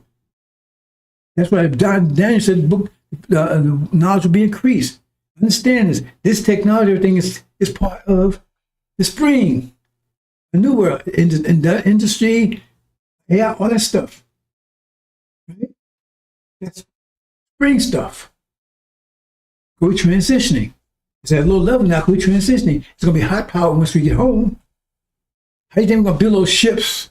How do you think we're going to traverse the universe? How do you build these great super cities and carrying on? What, you want to call the devil come do it for us? Super technology, super mathematics. They said, oh, man. So they said all the jobs to China to make sure you didn't get them. Keep you divided, keep you weak. Keep you taking advantage of the spring that's coming in. Back trying to get you turned against it. Oh, that's wrong. Bad. But you got black folks who are not talking, yeah, global warming is bad. No, warming is good. It exposes two new, North Pole, South Pole, those are two continents. They're large continents. I don't think they're bigger than Asia.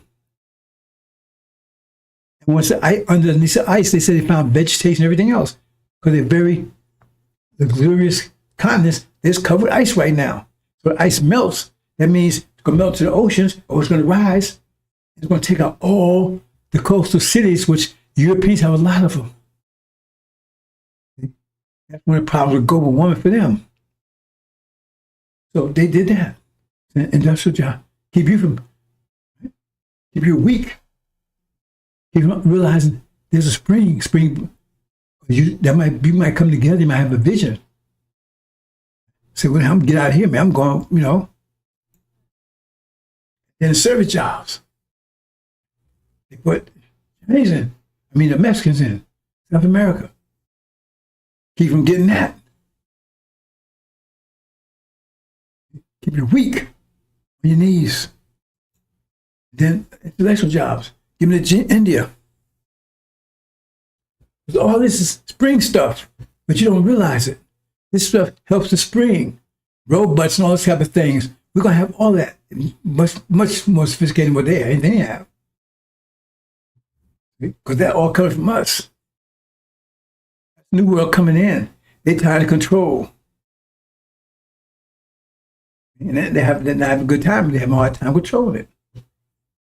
It's getting more complex every time. They lose control of it. You understand?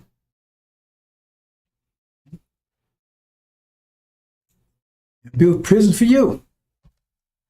See? Hey man, it's getting warm out there, man. Let's put them in a cooler. Put an ice box, freezer, so they can't take advantage of that spring warm weather. Put them in prison. They can't take advantage of the intellectual side, the mental side of the spring. Put them in prison. So they don't see that. They don't benefit from it, that spring stuff coming in. That's what's happening, brothers and sisters. This is not accident. This is exactly what they plan. They plan to keep you quiet down until they can find a way to get rid of you. Keep you weak, because now they got you working Popeyes for $2 an hour, $5 or whatever. They don't need you there anymore. Stuff in China anymore. Everything is cheap over there because they got robots and all that kind of technology they use. They didn't invent anything themselves. They didn't have. They created new technology. We didn't want came up with it, but they use it. So this is what for us to keep us from benefiting from this spring coming in. And then AI robots, that's a big one. But see, now that's the problem. Up to now, they can find something you do, McDonald's, Boy, Popeyes. But see, them giving those things to other, right? They're becoming powerful. America's losing. They can't do that because they don't want us to get control of it. They give them their enemies control of it. As it gets stronger, they get more powerful. Like I said, power doesn't rest. Greater force will crush lower pressure. That's it. I say, well, I'm not going to do it. I'm a nice person. No, it has nothing to be nice, being polite. It means high pressure, overcome higher power. So now they become empowered because they're getting this stuff from America. They're oblivious as to the spring coming in because they will take out. They have greater power in America. Now they can crush America. You understand? What's going on? They have greater power because now America give it to us. Backfire. But now they don't need you for anything anymore. Nothing. Nothing. Now it's time to get rid of you. They got to do it quickly. You can't see it coming. So now they send a military into the cities, which is against the Constitution. Military in the cities, especially in the cities.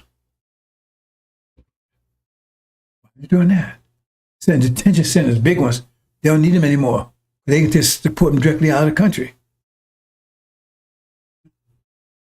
They're doing that. Like when you have a game like the Rose Bowl or something like that, you practice on dummies and stuff, right? But the real thing, that's what America's doing right now.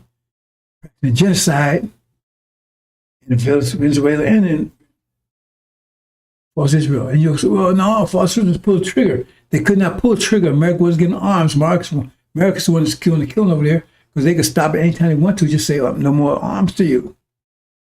No more help to you. It's false Israel. Okay? They're the ones committing genocide. And the media's on board, not saying anything. They're closing in on you.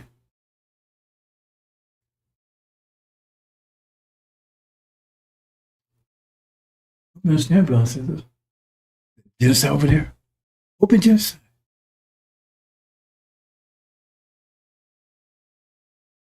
The stuff that's going on.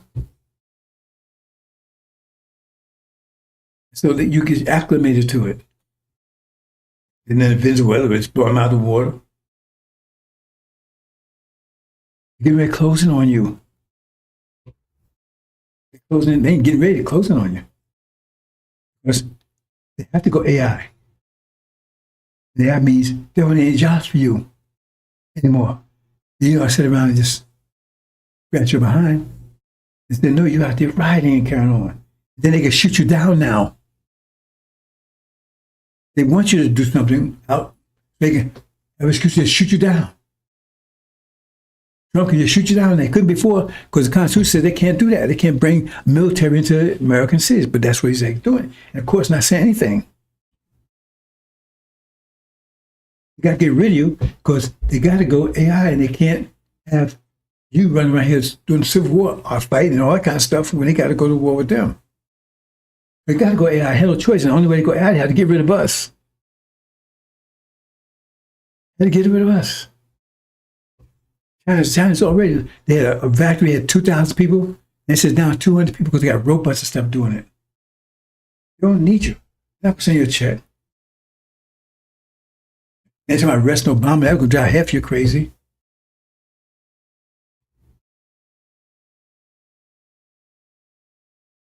Just have a George Floyd thing or whatever, and then all of a sudden they shoot you down. Get rid of you. Once they get rid of you, now, see, like in China, they can do stuff like that because they have a socialist system. Communism is the government system. Socialism is the economic system. But it's called communism. Because they share the wealth. They share the wealth over there. They can share it amongst everybody.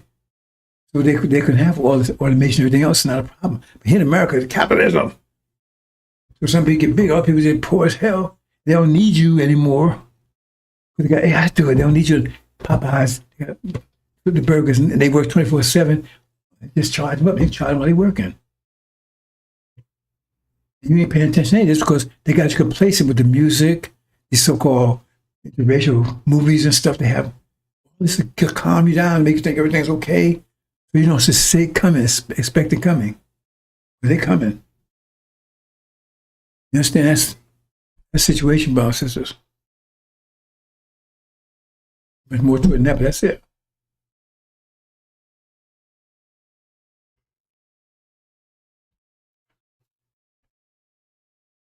Further.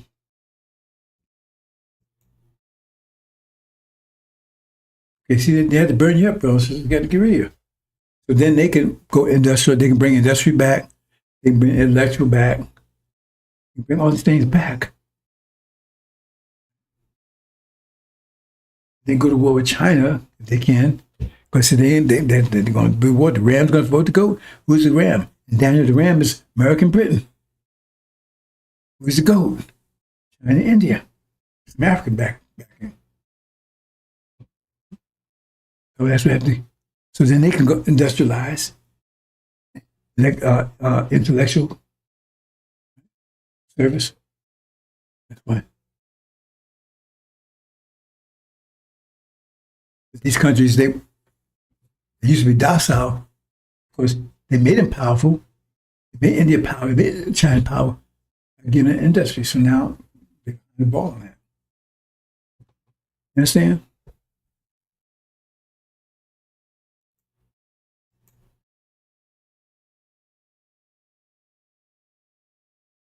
You got the vision. And somebody comes and takes out that vision. But that Master Muhammad takes out it physically. And that war resumes, false, this will be taken out physically. Mentally over here, be taken out. Master Muhammad. He stores it here. With the image of the Abrahamic covenant image. He breaks that cell here.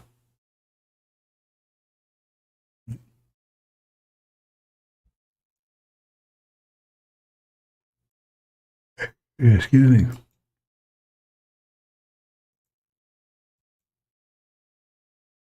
What's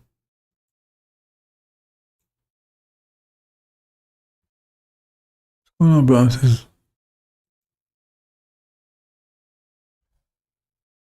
So what he does, one of the things he does, he separates the demons from the saints.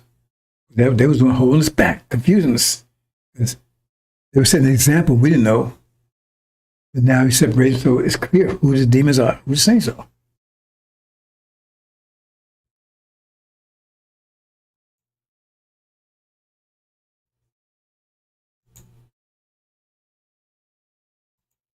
Okay, let's play this.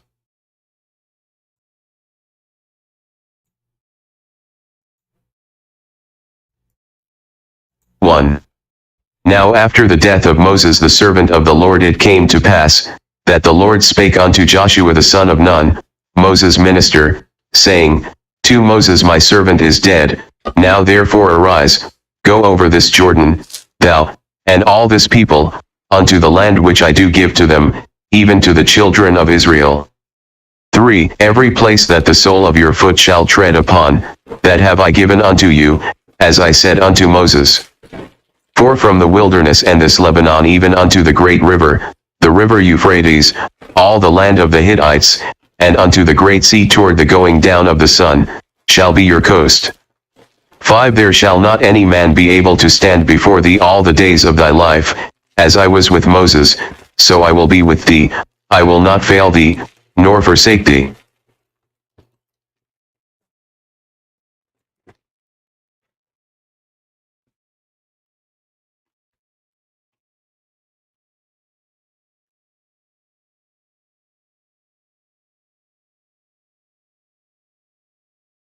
See, brothers and sisters, that's the promise of Joshua, not to Aaron. Farrakhan claims Aaron was no damn good. Deceiver and a hypocrite. All you got to do is read it. But to Joshua, who's Joshua? He fulfills the covenant, the message of the covenant.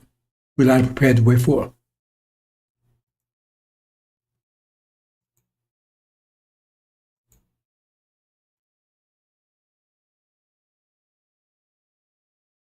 Six. Be strong and of a good courage, for unto this people shalt thou divide for an inheritance the land, which I swear unto their fathers to give them. 7. Only be thou strong and very courageous, that thou mayest observe to do according to all the law, which Moses my servant commanded thee, turn not from it to the right hand or to the left, that thou mayest prosper whithersoever thou goest. 8. This book of the law shall not depart out of thy mouth, but thou shalt meditate therein day and night, that thou mayest observe to do according to all that is written therein, for then thou shalt make thy way prosperous, and then thou shalt have good success. 9. Have not I commanded thee? Be strong and of a good courage, be not afraid, neither be thou dismayed, for the Lord thy God is with thee whithersoever thou goest.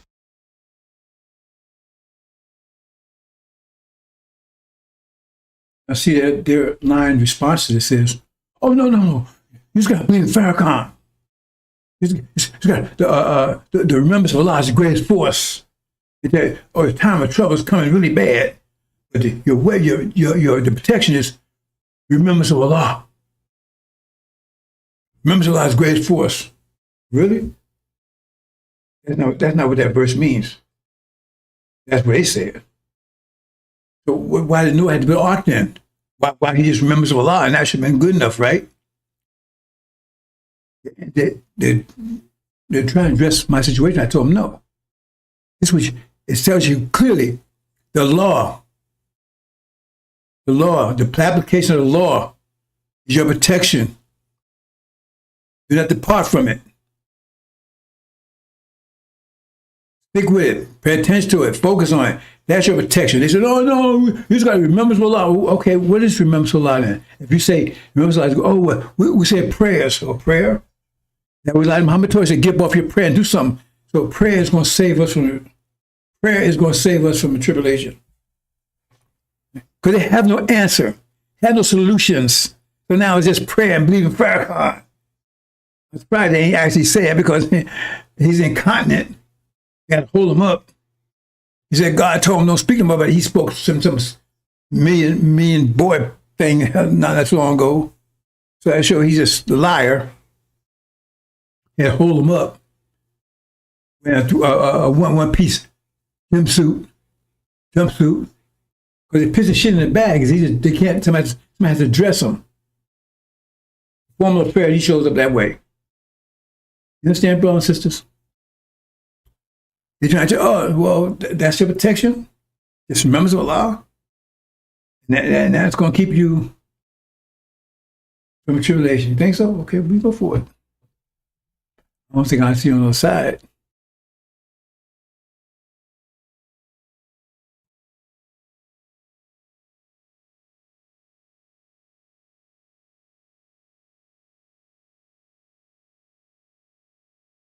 One.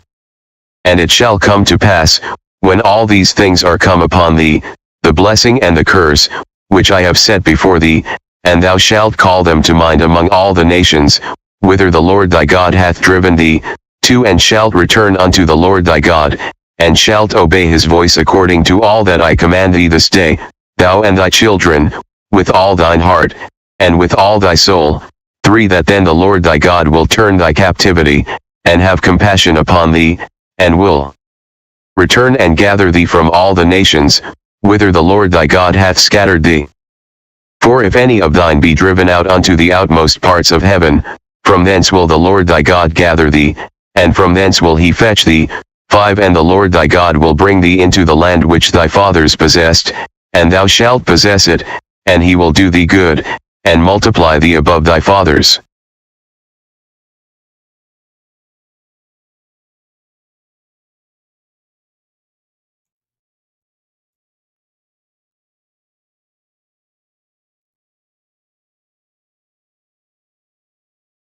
"15. See, I have set before thee this day life and good, and death and evil. 16. In that I command thee this day to love the Lord thy God, to walk in his ways, and to keep his commandments and his statutes and his judgments, that thou mayest live and multiply, and the Lord thy God shall bless thee in the land whither thou goest to possess it. 17. But if thine heart turn away, so that thou wilt not hear, but shalt be drawn away, and worship other gods, and serve them. 18. I denounce unto you this day, that ye shall surely perish, and that ye shall not prolong your days upon the land, whither thou passest over Jordan to go to possess it. 19. I call heaven and earth to record this day against you, that I have set before you life and death, blessing and cursing. Therefore choose life, that both thou and thy seed may live. 20. That thou mayest love the Lord thy God, and that thou mayest obey his voice, and that thou mayest cleave unto him, for he is thy life, and the length of thy days, that thou mayest dwell in the land which the Lord sware unto thy fathers, to Abraham, to Isaac, and to Jacob, to give them. The bottom line here, brothers and sisters, is you choose that path I showed you. You choose the path of Farrakhan, the demon, liar. You choose the path of Messenger of the Covenant. I said before you date, I said before you life, I mean, set before you death and evil. Your choice. Nobody's going to make a choice for you. That's what I'm telling you. Okay? You want to believe that bullshit? Oh, well, all you got to do is believe in Allah, and that's going to save you? But then why the Moses had to build an ark? No, you need to notify, you need to apply discipline to get power. Greater power overcomes lesser power. period. And you have to have faith because that's why I say you have to believe unseen. Because you say, well, man, he got tanks, man. He got machine guns. You understand that?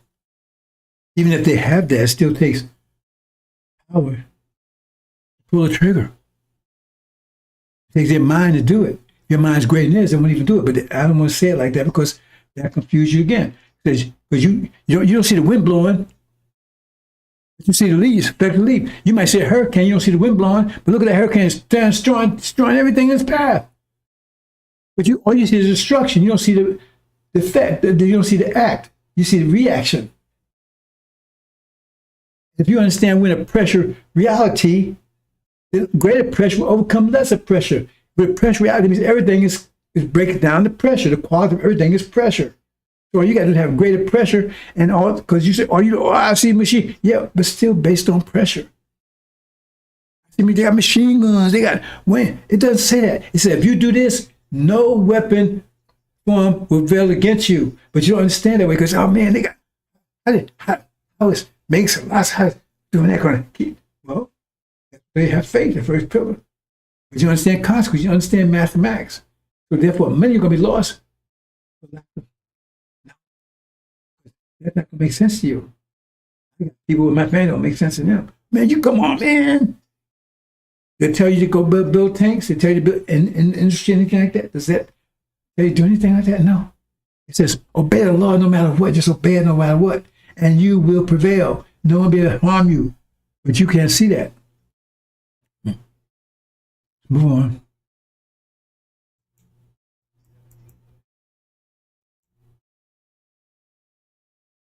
Again, vultures eat not flesh.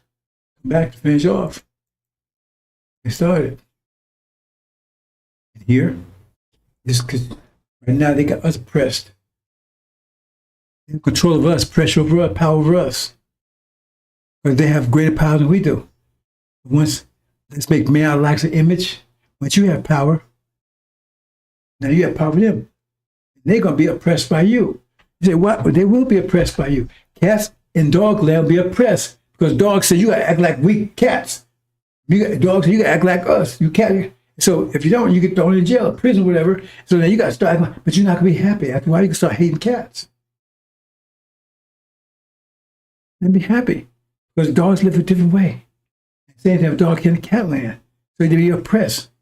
So we're oppressed by them by definition because they want us to be like they want us to be, and that's not us. Therefore, we have to conform the way they want us to be, which is against ourselves. That's really the most stressed people on the planet. Oh, no. Okay,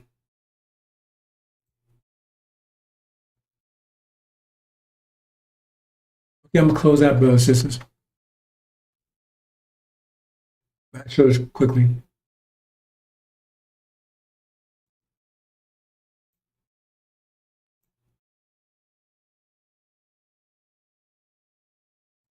Spring's coming in. If we come together, reaction. The boys have here. We come together, they come apart. They don't want that. Once you come together, that means there's destruction. We're neutralized, and so our demons, because we all mix together. Now it's separated. We're going to fight to get out here. They're going to fight to take America. You're going to fight to take America. We fight to get the hell out of here. Understand, brothers and sisters?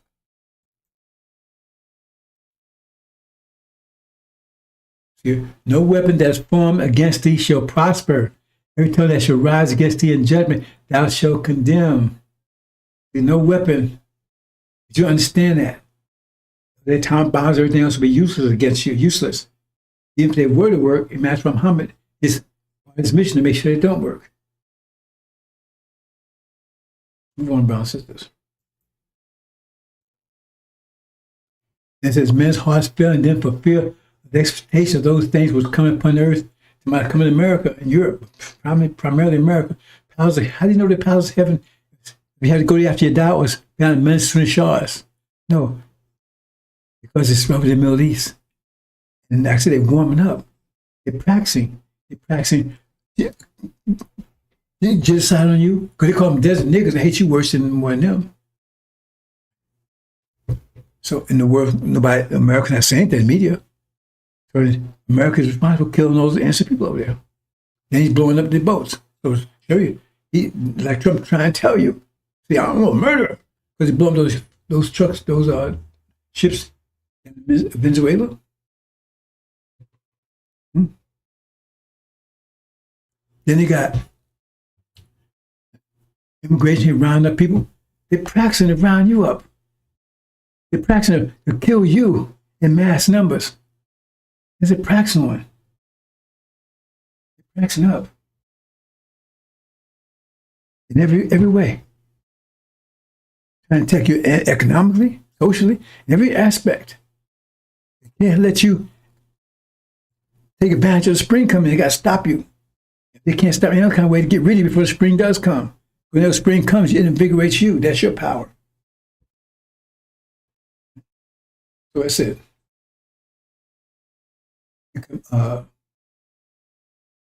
Let me go ahead. So different ways they're coming after you. Let me actually get to the pillars.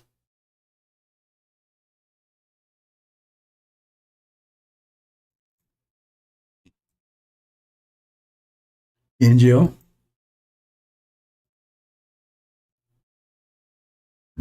Here's your discipline gym. Discipline times energy equals power.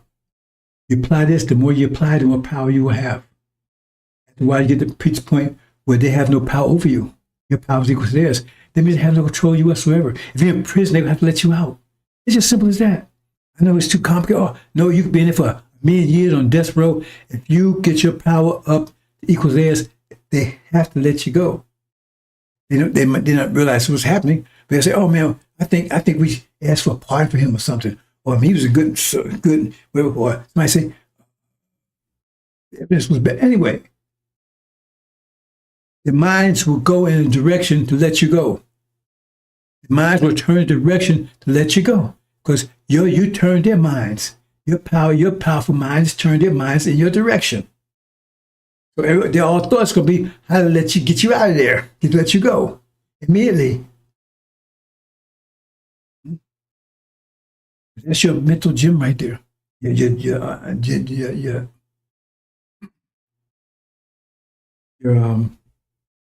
discipline gym. Let's move on. Now, see, this is how they come to get you mentally. That's the first consequence, faith. Right? Attacking your mind. You get Jesus. There's no such thing as Jesus. It's not in the manuscripts anywhere. It's a made-up God to have you believe in something made up that you believe is going to take you to heaven, it's going to save you.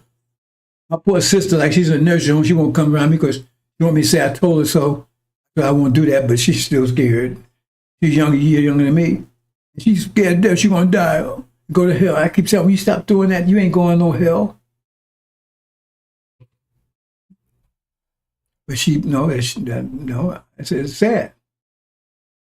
Hoping I can get her out of here before, everything on time, in time. We have to way, brothers and sisters. Education. Miseducate you. They don't tell you how the world works. They don't understand it completely themselves.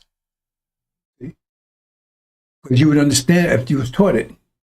Propaganda. Oh, well, this is great. Nothing happened over there. Nothing happening here.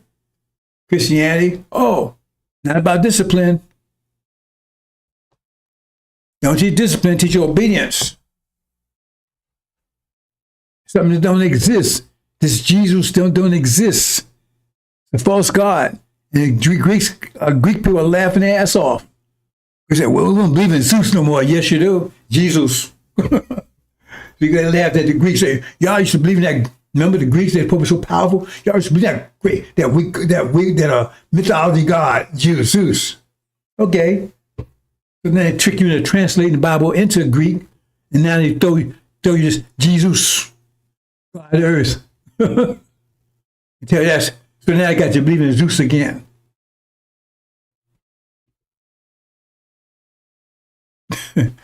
And all this. See? You need angels to protect you from that. Angel protects from all that. If you study angel explains everything. Everything you didn't know about now, this what's going on, what's about to happen, identify everybody. Plus you got the messenger of the covenant telling you about things even beyond the angel. It says he will tell you things for hidden from the foundation of the earth. What Farrakhan, he telling you, Farrakhan telling you was below the earth, right? The shit he been burying. That's why all the things you'll get from him is hidden. Might not be so well hidden. He's a goddamn liar. Son of a devil. That's the way they're coming at you, brothers and sisters. And angel protects you from that. You study the angel and you understand consequence, it protects you from that. Because Christianity don't tell you about consequence. You don't have to worry about consequence. Just believe in Jesus. That's a lie. It took the Europeans down 1,000 years because of that lie. Catholic Church took them down for 1,000 years. No discipline. Or just, you do anything you want, just come and confess. And do 3 Hail Marys. No discipline. So they lost power. When they broke away from the church, God and Magog broke away from the church and started applying the laws. They were weak laws, but it was laws anyway. The laws in the Bible. And they all of a sudden gained power overnight. Little old island, Britain, it's an island country, it's not even part of Europe, controlling the whole damn world. Why? Because a little bit of discipline, that's how powerful that is. And they didn't have any weapons and all that stuff. And they had hardly anything, and they still was able to just break down empires and things. Even Islamic empires, they bring that down too. Just a little bit of discipline, applying the law. That's what I had to do, is apply the law. That's the power. Angel protection from all that.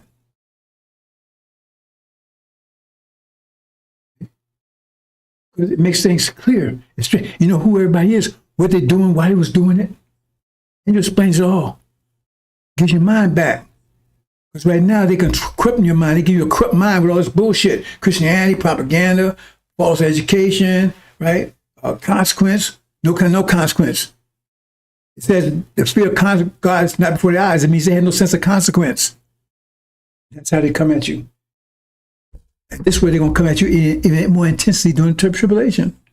If you don't have your mind back, you're not going to make it. But you'll be full, you're not going to make it. But you should be in derision with the rest of the devils. Confused. I mean, I don't know, man. You're talking, man. We reciting, carrying on. Man, these guys come with tanks, man. Look at him. He's getting ready to drop some bombs. Oh, see? But you ain't gonna have faith in the angel. Move on. And here, remember, that's how they attack your mind. Now they're gonna attack your emotions. See? I explained it to you. One reason they're doing it with music.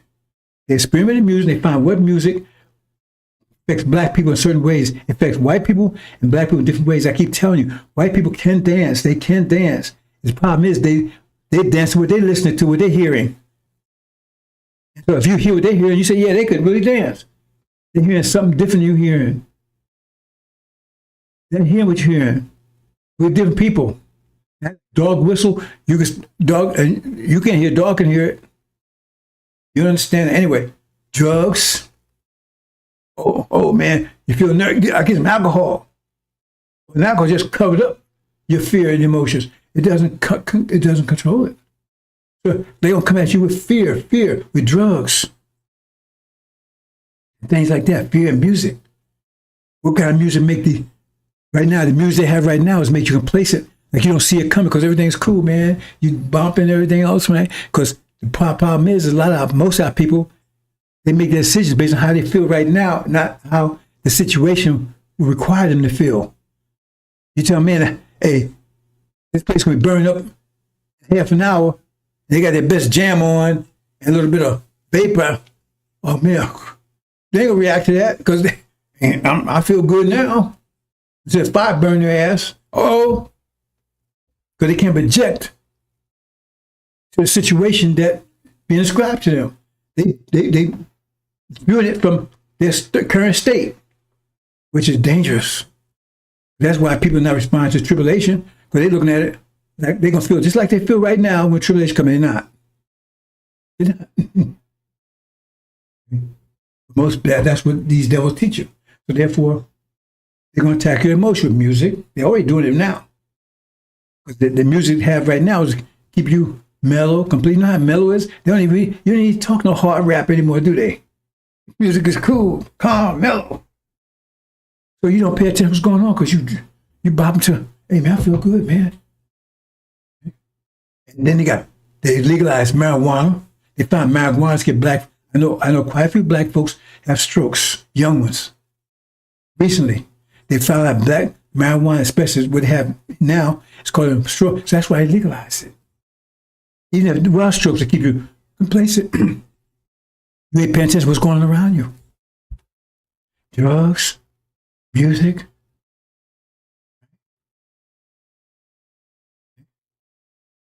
Fear. They got certain music. That's one of the weapons they're going to use against you. That if you blast it, it's fearing black people. And so if you fight, you're going to fight. You're going to fight. Because you come together, they're going to blow us, and you're going to be so afraid. It's going to put so much fear in you. You're going to run. You're not going to fight. What's your protection from that? I show you protection from mental side. This emotion is slots. Your hearts get firm. That won't affect you. It won't even affect you now with the music. It's not this music that's out there now is not affecting me, but it's affecting some of you. Oh man, turn the music on, but it's not affecting me. Not affecting my emotions. Make sure I got no slots. They can't, but they're gonna use it on you. They try to put fear in me. It's not working. They even tested me a few times. I know about it. I take any drugs. Cover it up.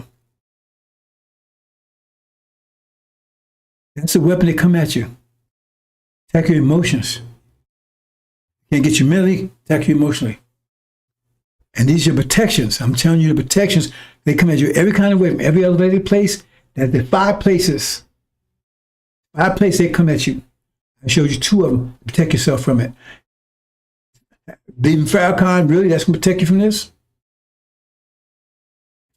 Believing Farrakhan is the most issue to begin with. Then economics. Balance. Get you off balance.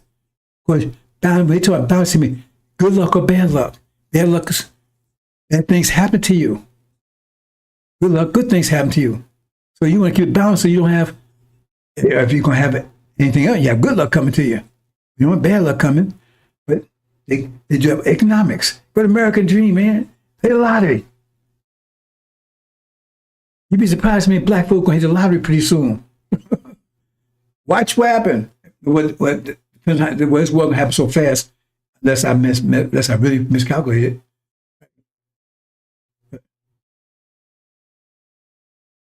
Getting your money. They might give you money, all this kind of stuff. Credit. American Dream. Now you get American Dream. You got stupid people like Kevin Hart and all these doing stupid movies where they doing $1 billion deals.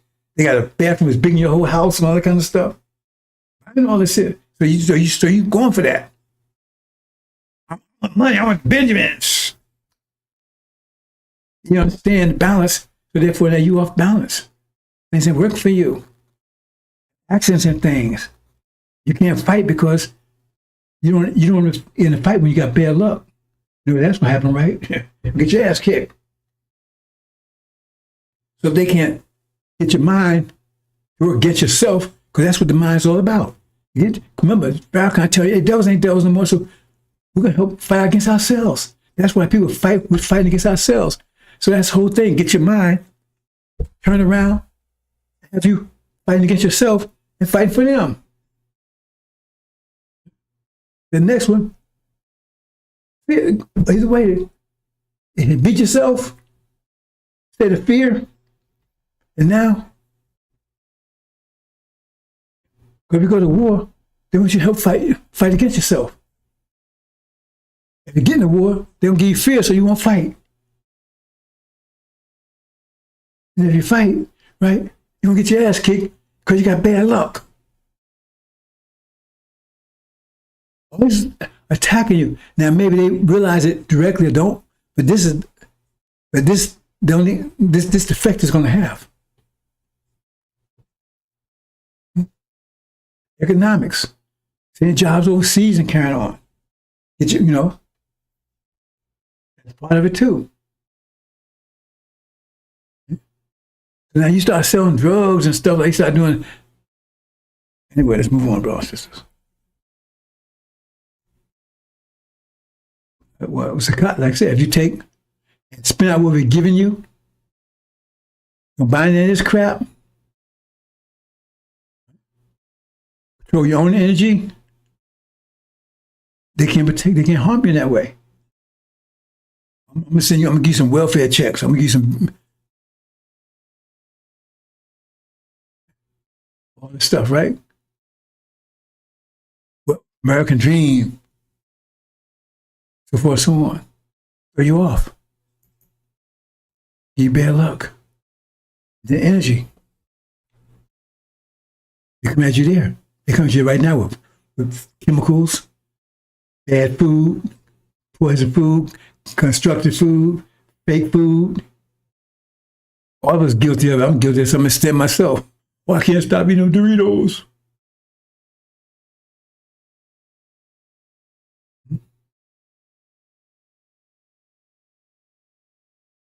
Have you work overtime, get some extra money, right? Okay, misusing your energy. Get some more money. That connects the two together, economics, energy. You need energy for all these things. So you mismatch. So don't use energy for yourself, use energy for them. Well, I want you to work on this job. I want you, so now you can bust your ass on this job for this devil, so you make some more bucks. But the energy you're not using for yourself. You're going to help the devils. You're not building yourself energy. You're giving them the energy, and they're giving you money back, but you're taking and buying bullshit with. So therefore, so now you low energy.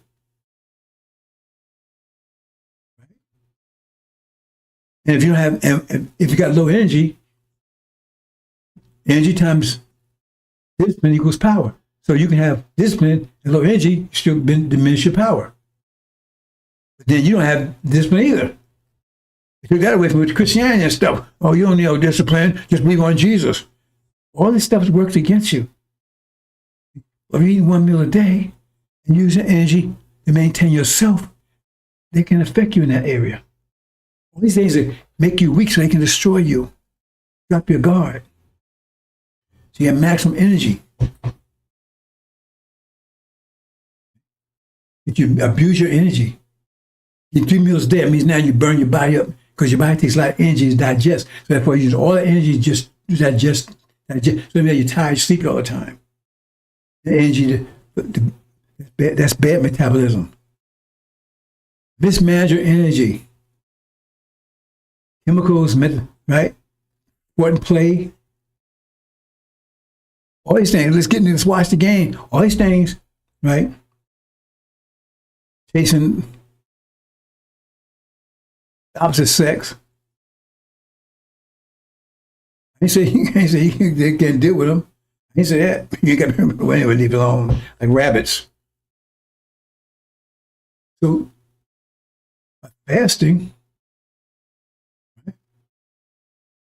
Fasting is not just food, but fasting and all this other bullshit. Getting rid of stuff you don't need. Right? Stay from more fasting, all this other bullshit, I ain't messing, fasting means you're restraining from intake. Stop fasting on NBA, fasting on NBA, and what all that stuff. Stop doing that stuff. Fast. Apply energy to yourself. Build yourself up. Now you got energy. Because if you got low energy, you can't fight anyway, can you? You get your ass kicked again. When you're tired, you're weak. You need energy. If you're in the battlefield, you need lots of energy. You move fast. You gotta kick hard. That's your protection. Oh, but he said, no, just believe in Allah. It's the strongest force. It's a strong force. You got to do something with it. And finally, division. Keep you divided. That's their attack against Hajj. Hajj, you got Hajj that can't do that. Receive Hajj, because Hajj, now you're more powerful. You magnify all of those things together, because here you are, you a 10, you add another 10 to another 10, then you're a million, a billion. Look at all that power. Focus in one direction. They can't touch it. So you're trying to, interracial marriage, they're pushing interracial marriage, interracial relationships all over the news now, all over the movies and ads. Division. We all one. Our so-called me and man for ours. You talking about, we gotta love our brothers, I love our brothers. I do love our brothers and sisters, our brothers and sisters, but they're not our brothers and sisters. And keeping demons amongst us. That's why I sent them in, to keep those demons in, mixed in with us. Hajj means you come together, you move those demons out. Then they can't affect you in the area either. Those things you have to achieve. Identify your brother, sister, and then achieve Hajj with them. Mathematical Hajj, not just we all agree on NFL. That's to come and get you socially. It's your protection. If you apply these things, the more you apply them, the more powerful you become. At some point, your power equals theirs. They can't touch you. You become great in theirs, now you're doing damage to them. It's simple as that. But consequences, you have to have faith in it. That's the consequences of bottom line of all of these. Foundation of all of these. Consequence. The basic law of the universe. Consequence. But you have faith that consequence, that's true law. It works in every. They say, oh, you don't have to worry about that. God can forgive you and all this kind of stuff. You got to worry about Jesus. No. Yeah, God can forgive you. That means you punch me in the face, I don't punch you back. But you still don't get the consequence of punching you. Somebody else punch you in the face or whatever. I'm not going to do it. That's the forgiveness you get. That's why it tells you when they forgive, repent. Why do they add repent to it? Okay, you stole $1 million from me. Okay, I forgive you. Well, repent means go get that $1 million somebody else, somebody. So because you got $1 million you ain't supposed to have. That's what repent is. Well, yeah, I forgive you. Okay, you give it back to me. Whatever. You get rid of that $1 million. So you got to correct the balance. That's what I mean, repent. Correct the balance that you correct the wrong, either directly or indirectly, just correct it. That's forgiveness. I just don't do it directly to you. That means. Anyway, I'm going to leave it there, brother and sister. I don't know if, hopefully I'm checking my sound. I think that I really need to do this again because my sound didn't seem that good. Get a little better. Hopefully it came better today. Hopefully I was able to communicate better. Like I said, I still work on another project I got to get done. And I'm not sure I'm going to have any more of these sessions here. And I know if this, I can't go another year doing this. I know that. Well, I do that. I got to stop putting about 2015. Not that much. These 12 hours at the gym every day. You know, I can't. Otherwise, next year I'll be in a wheelchair. Push me around. And right now I'm good. What I got to do is stay like this. I was at the gym every day. And you spend 5 hours at the gym every day? I'm not talking walking, I'm working out. Can you do that? See?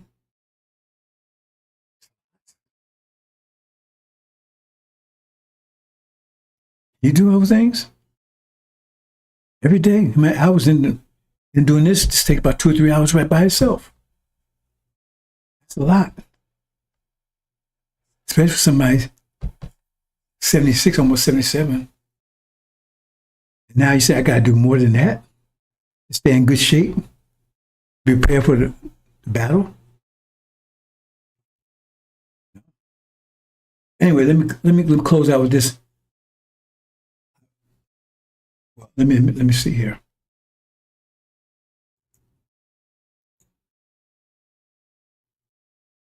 Okay, we're talking about the weapons.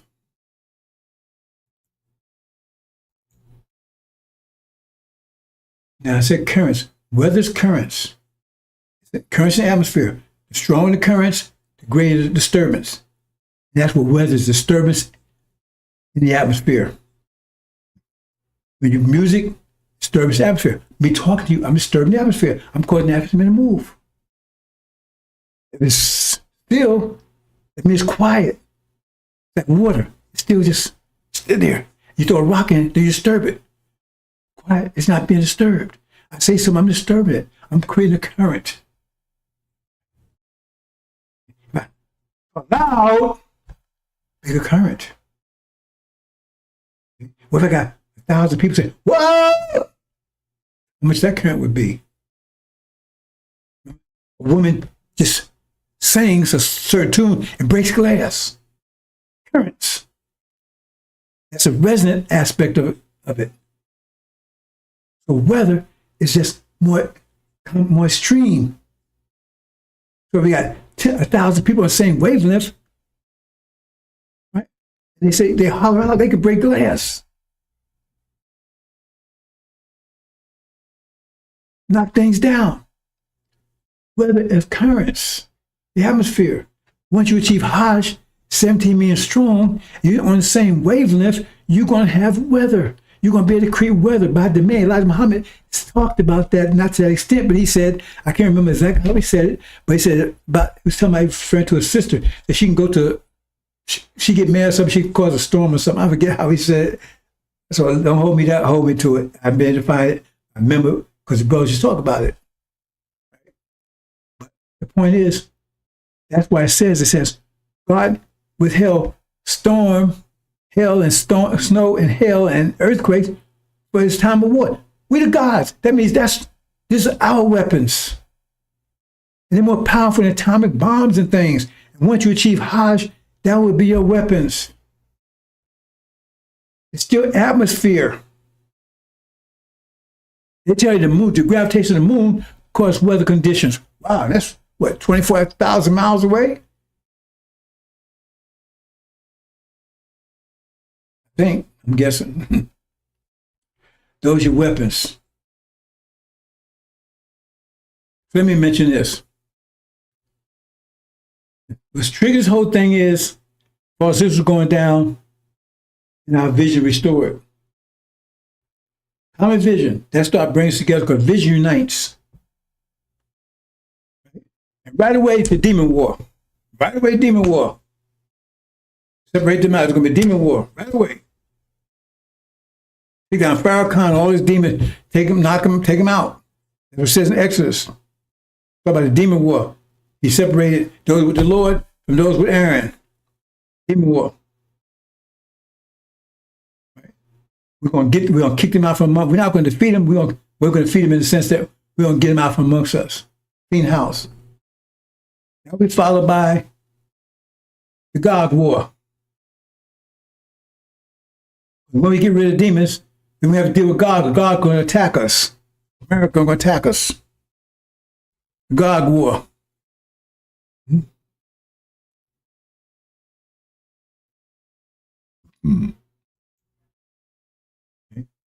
That's going to spread me over to Europe. But anyway, the God war.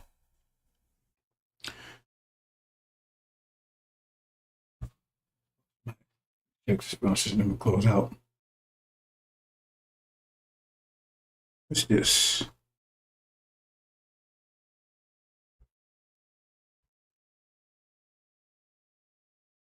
Oops.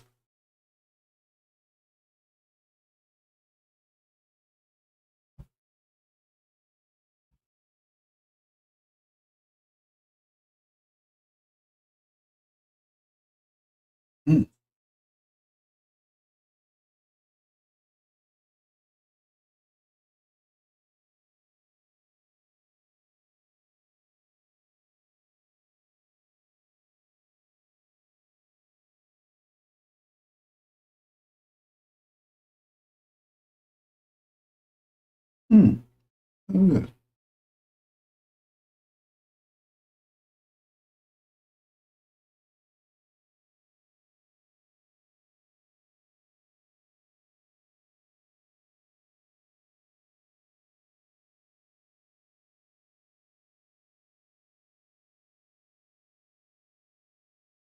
Hmm.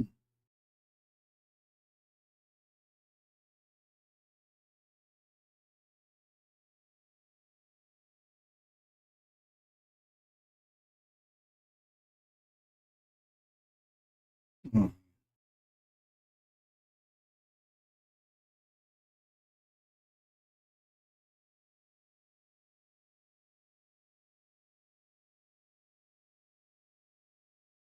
Guess nothing. At any rate,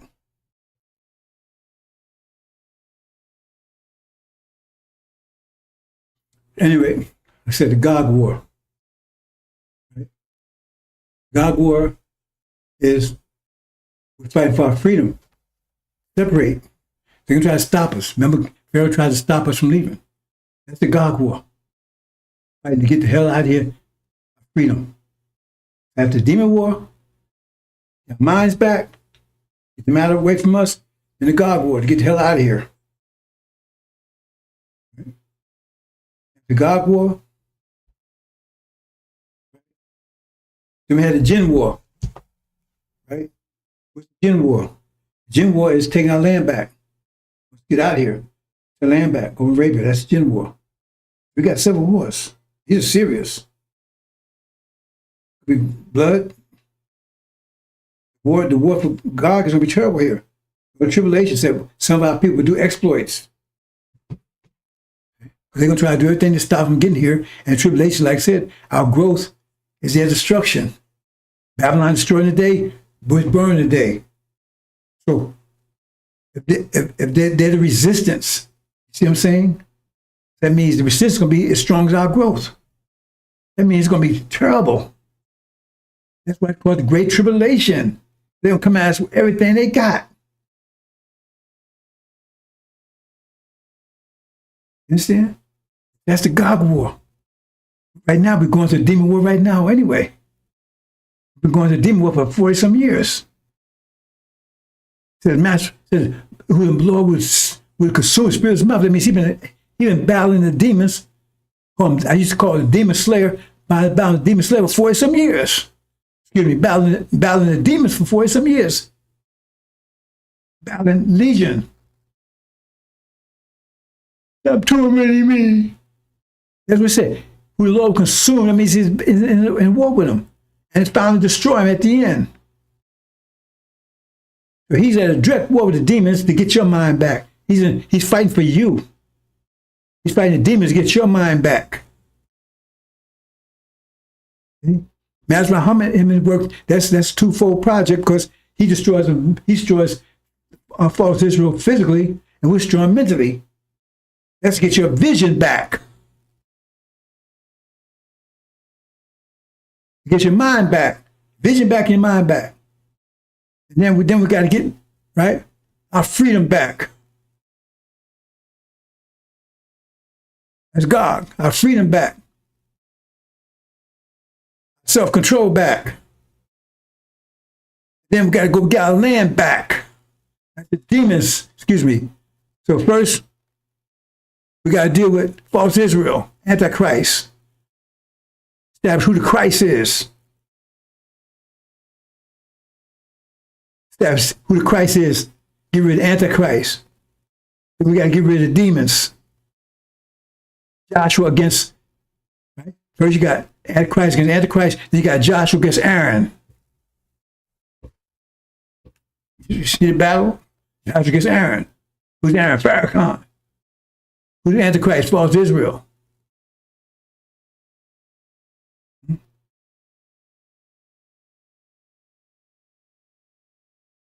Then you got the battle between the battle with Gog. You got freedom. That's Joshua again against Pharaoh. And Aaron. Then we take out Gog. We take out Antichrist, Aaron, then Gog. And now we got to take out the jinn. Take our home back, our land back, Arabia. Got to release that charge too. Overhead protection.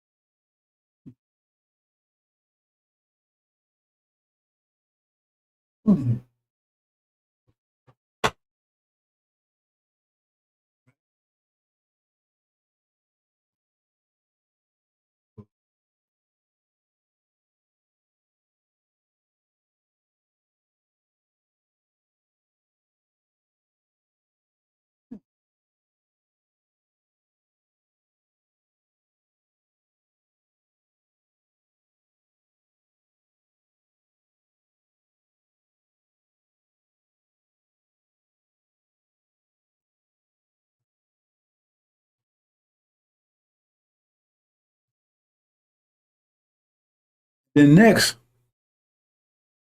got to battle with the goat. China, India. Economic control of the planet. They'll come with their democracy and communism. No. We don't have that kind of system. We want a body. We don't have no isms, ocracies, one body. And all the body respects each other.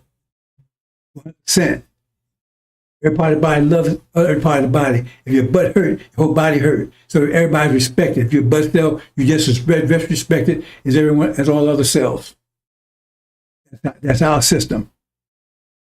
They want to employ their system. We want democracy. No, no democracy. We have a king. Master Muhammad will be our king for the next 6,000 years. Master Curry will be the high priest. They're going to try to install their democracy, install their socialist system. No, we don't have any of that. The body. We have a king. That's the battle with them. See, because that's the winner systems. If people still win a war, they're still trying to install the winner.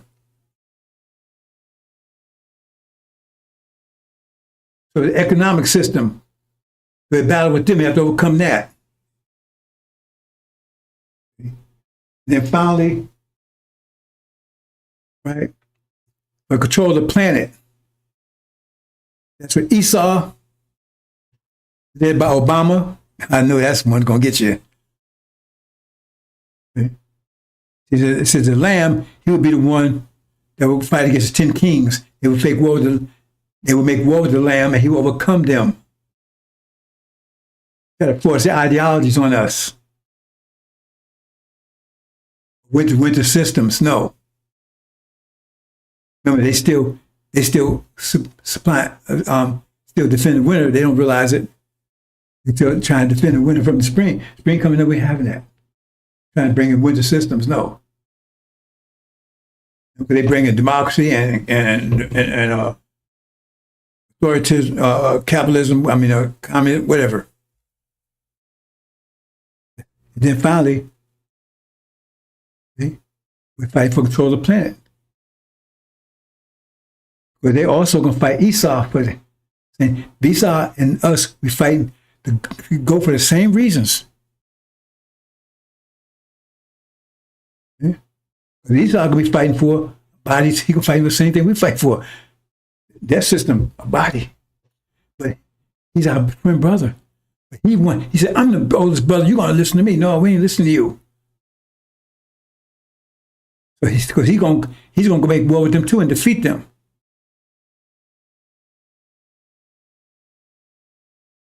Now, whether we be fighting God to make ours together as a brother and as brothers, I'm not saying that one. I'm just saying he goes to war with them, and we go to war with them. He's the one that makes the final defeat of them. Esau, he makes the final defeat. He's the bear in Daniel. And then they go with us. The same thing. He's really Lucifer, if you understand it. The same thing. When he wants control. He wants control. We said, no. Take control. That's the covenant control. You lost it. You gave it up. That's the final battle. I'm saying to myself, 77 years old, are you kidding me? Are you kidding me? So when we get this energy burst, brother and sisters, it better be heavy. It better be soon. Because I know damn well I can't do all that right now. That's what it said. Joshua, it says, in fact, it says Joshua was in the 80s when this once happened. While this was happening in the 80s. Damn. Couldn't find anybody younger. I'll be 77 in a few days. That's what it is, bro. That's what we got. That's what we're up against. And all the time, we guarantee security for our sisters. And we got some sister warriors out there. They're gonna win the battle. I don't stop, but nobody better mess with them. It's gonna be a problem, man. They go to war with their sisters, and we be standing watching. They said, "Damn, man, if we hurt one of these sisters, they're gonna come. They're gonna charge in on us. They're gonna have a problem. They're gonna try to figure that one out. Yeah, man, we can't let them beat us. We can't beat them. Maybe we should just get the hell out of here. I don't know. We got some tough sisters out there. And they want to, and they got every reason, every right, to kick ass. What they went through. We got some worse sisters out there, and some older ones too. Some older ones, they get, when it's older sisters, they get mad. Woo. These little youngsters, they got nothing on them. They got that old crusty anger. Anyway, that's the way it's going to be, bosses. So I'm not sure where I'm going from here. I have work with other project. But I have any more presentation. I don't know. I can't say right now. I think this thing through. But we only got a few more days for the 21st. And I'm not getting myself a stroke over it, but I'm getting a little bugged. Right? I said pray. So we'll see. You know, Master Prophet Muhammad and Jonah had an argument over that. You know that? Read it right there. So we'll see how that works out. Okay, assalamu alaikum, brothers and sisters.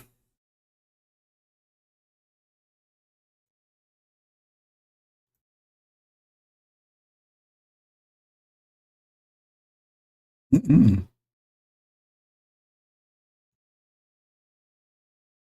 is Daddy.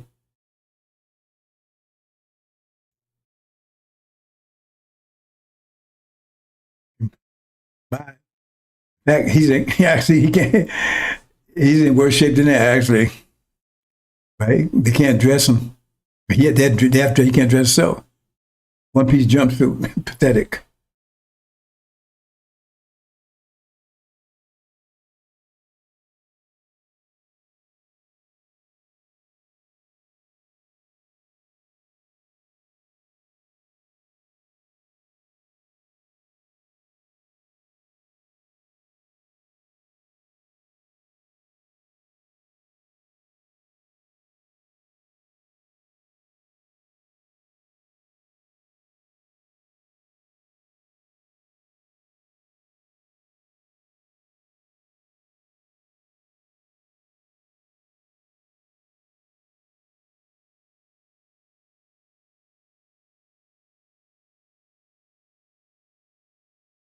We have a lot of that going on, but we're taking care of our farmers. We can't let our farmers not have anybody. These people. You can't replace them very easily. You know, people that live in the inner city are not doing that work. They're just not doing that work. And they've tried. We've tried. Everybody tried. They don't do it. These people do it naturally. I said, what happens if they get it to a farmer the other day? What happens if they get a bad back? He said, they don't get a bad back, sir, because if they get a bad back, they die. I said, that's interesting, isn't it? Well, you heard that. Donald Trump is a believer in eugenics. He believes that white people are the superior race. And inner city is code for black people. And he believes black people cannot now work on the farms. I guess they're not good enough for that. So Hispanic people can do it because they have the backs for it. This is what this man is saying out loud in interviews. He is a racist. It's been proven time and time again. The man had Mein Kampf on his bedside table that he would read at night. Enough to let you know where he stands on that. Just more outrageous, racist things from Donald Trump. They want to arrest those who can do the farm work well until their backs give out. And then he'll probably ship them to El Salvador or some other country. Just more vile statements from the president and let you know where he stands.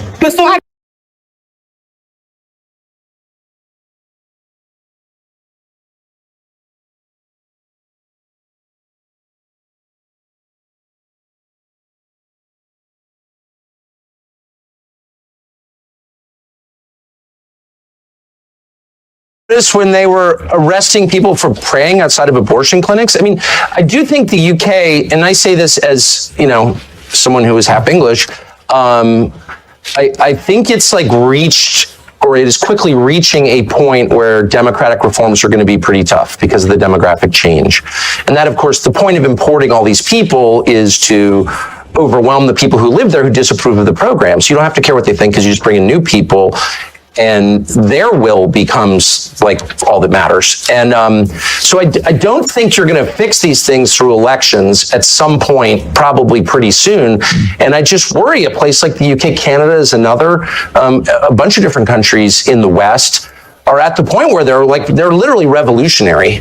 They are poised for revolution. And as someone who really doesn't support revolution and hates violence and hates civil war above all, I'm worried about that. I mean, I don't see how this is fixed. Starmer, who's, you know, he's just an instrument of larger forces, but he's a poisonous character, obviously, who's really hurt your country.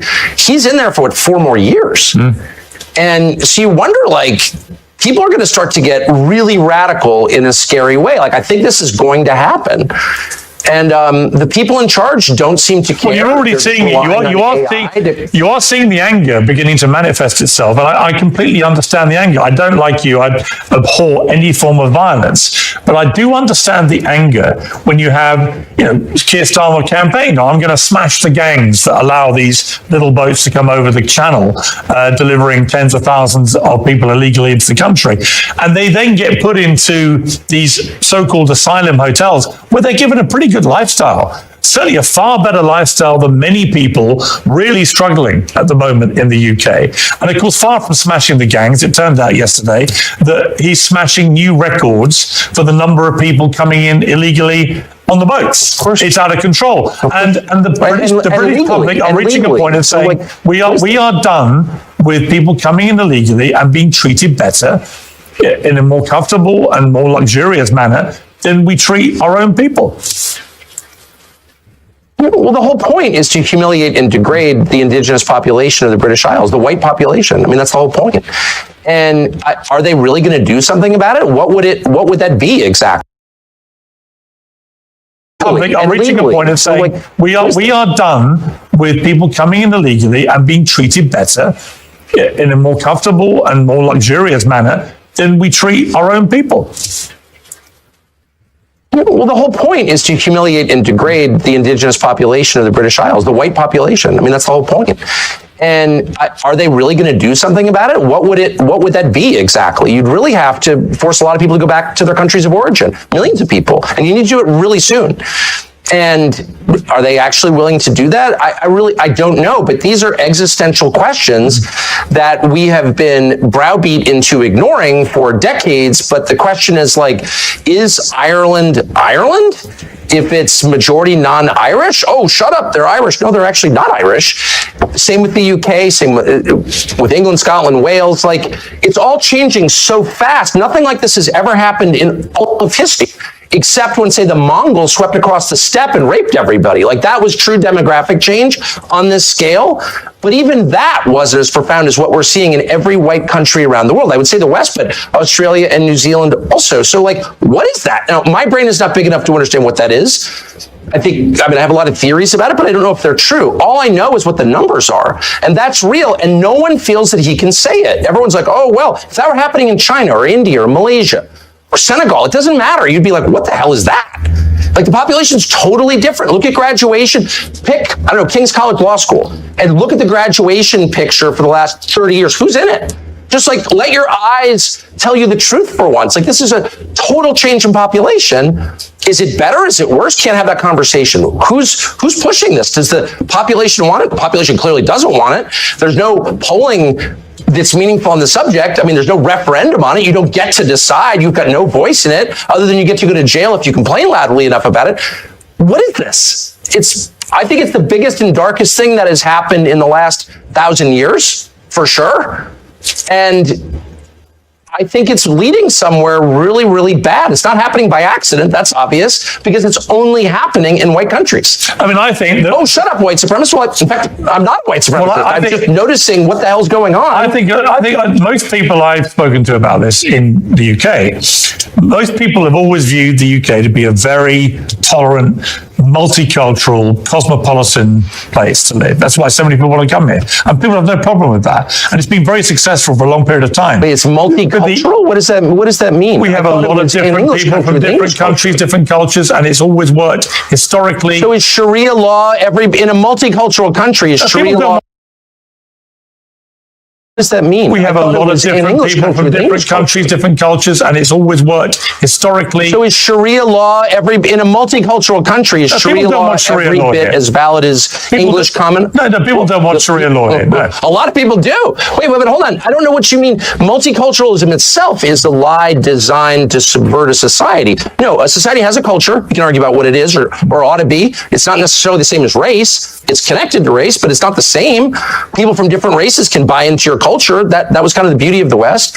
But a multicultural society is not sustainable. There's never been your society is one about culture will dominate. Hang on, surely the United States of America, given the very way it was created, is the epitome of a multicultural society. And my point I was going to make to you was, it's absolutely not. No. It's a multiracial society. Yeah. Though it was not actually a multiracial society up until pretty recent. It's just like 90% white for most of its existence, but whatever. But you did have different peoples, you had different religions. That was all totally fine, but there was one culture, as American culture. There's no such thing as a multicultural society. It's not sustainable. One culture will overwhelm the other. Again, it's not the same as race. It's not identical to race. It's connected, but it's not the same. But multiculturalism is by definition insane. No, it's never happened. It never will happen. One culture will predominate. It will impose its values on everybody else. I mean, the gay thing, which was not a thing 40 years ago, gay was a slur, all of a sudden becomes multicultural there. There's one culture, and it's required. And that's true in every society, because a culture is a commonly agreed upon set of values, which in their firmest form are called laws. But those values can evolve. It's true everywhere. But those values can evolve. Of course they evolve, but there's only one set of them. It's not multicultural. There's one set. You worship one God in every society. Sorry. Your country's values were established by the United States Constitution, and that's had, 26, 27 amendments? Right. So your own values, as determined by the founding fathers, they have evolved and been changed to accommodate changing time. There's no doubt. Look, I'm not even arguing against change. That's natural. It's natural that people's views evolve. So the culture changes. Once you start rejecting the laws of nature, then you're doomed. But let me just say, no, of course, societies change. I get it.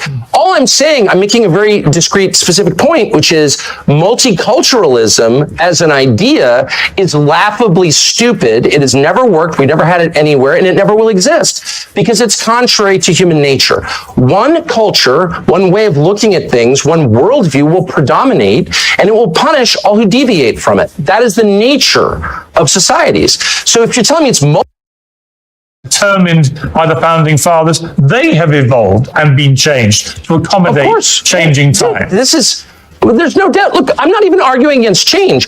That's natural. It's natural that people's views evolve. So those values can evolve.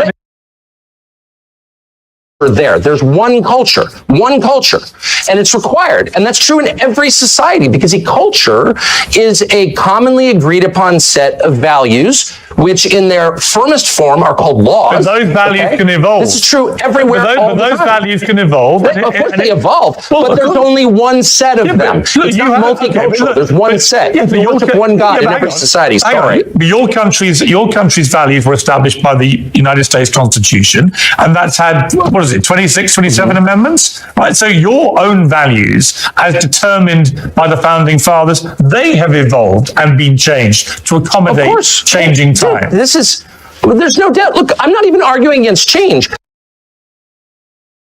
Natural that people's views evolve. So the culture changes. When you start rejecting the laws of nature, then you're doomed. But let me just say, no, of course, societies change. I get it. All I'm saying, I'm making a very discrete, specific point, which is multiculturalism as an idea is laughably stupid. It has never worked. We never had it anywhere, and it never will exist because it's contrary to human nature.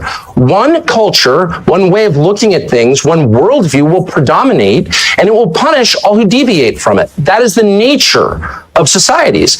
So if you're telling me it's multicultural, we can all live and have radically different values, that's just not true. It's never been true. It never will be true. So you're having one culture, one worldview predominate over another and dominate and suppress all dissent. That's just what it is, dude. Let's be honest. I would point to the United States of America and the United Kingdom as two shining examples, albeit not completely without their flaws, but shining examples of places that are deemed by the rest of certainly feel that about my country.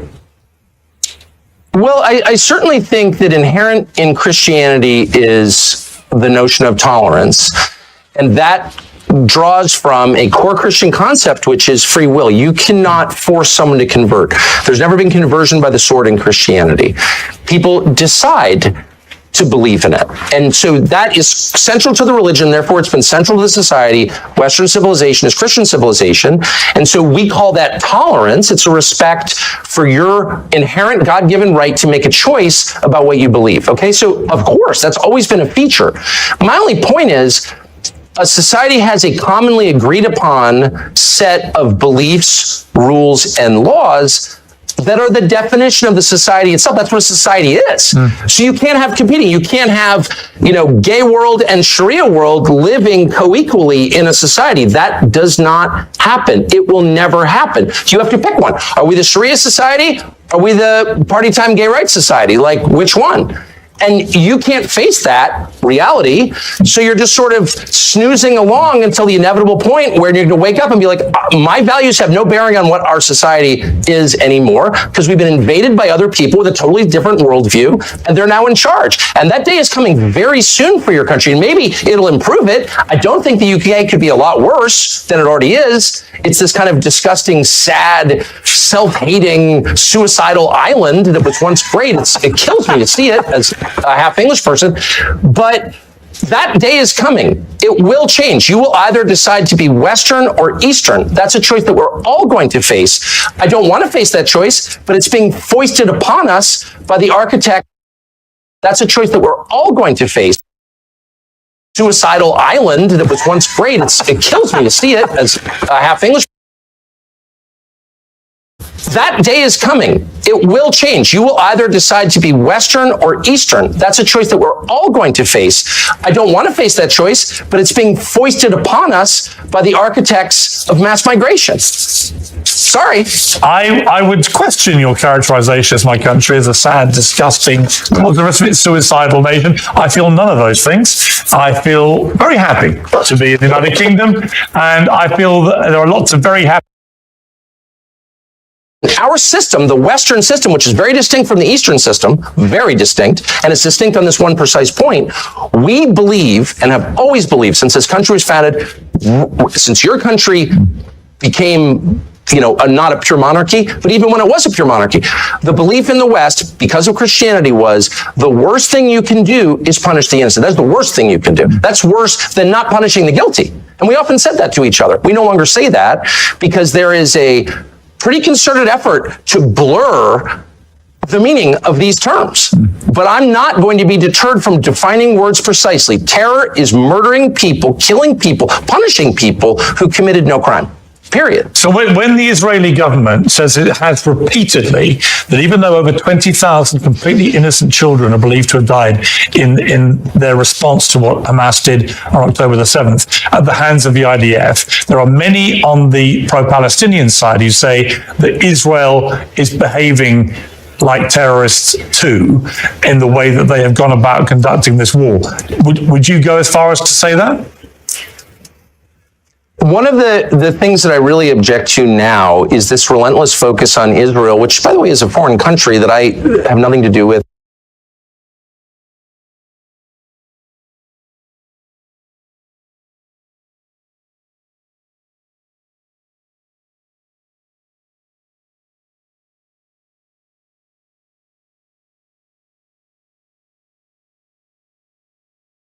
We've done this before.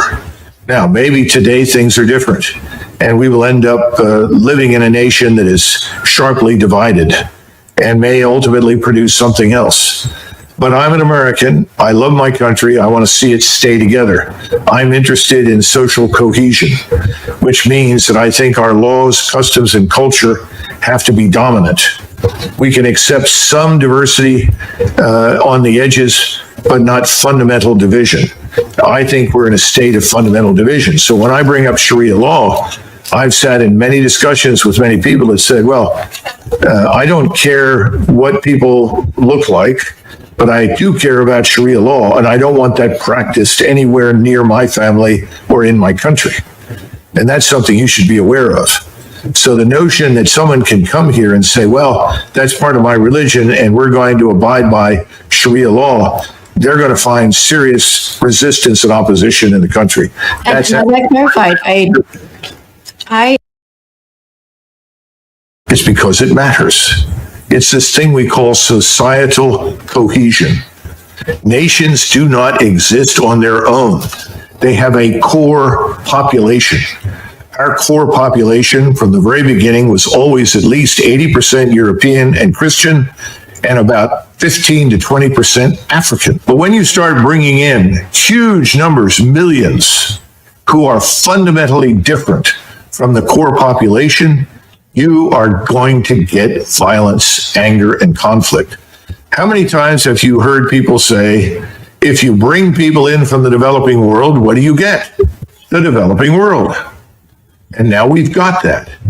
You can't bring in hundreds of thousands of people from Somalia, plant them, of all places, in Minnesota, and then be shocked that, no, they're not Americans. They're not really interested in being Americans. They're foreigners living on American soil. Nobody wants to say that publicly. If you do, oh, well, you're a racist. Well, you know, the world is full of racists. The real war that's going to decide our fate is not going to be fought anywhere overseas. It's going to be fought right here inside the United States. Are we going to survive as a republic, as an English-speaking republic that rests on the foundations of Western civilization? Or are we going to become something else? one point that is Constitution was completed in 1789. I think we had 5 million people living in the 13 British colonies. We were 90% white, that is excluding the Africans who were in the country who had been brought here as slaves. But we were 90% white. We were 90% Protestant. And this may be hard for you to believe, but the people that wrote that were trying to protect all of the Protestant sects from a state church on the model of the Church of England and the Roman Catholic Church.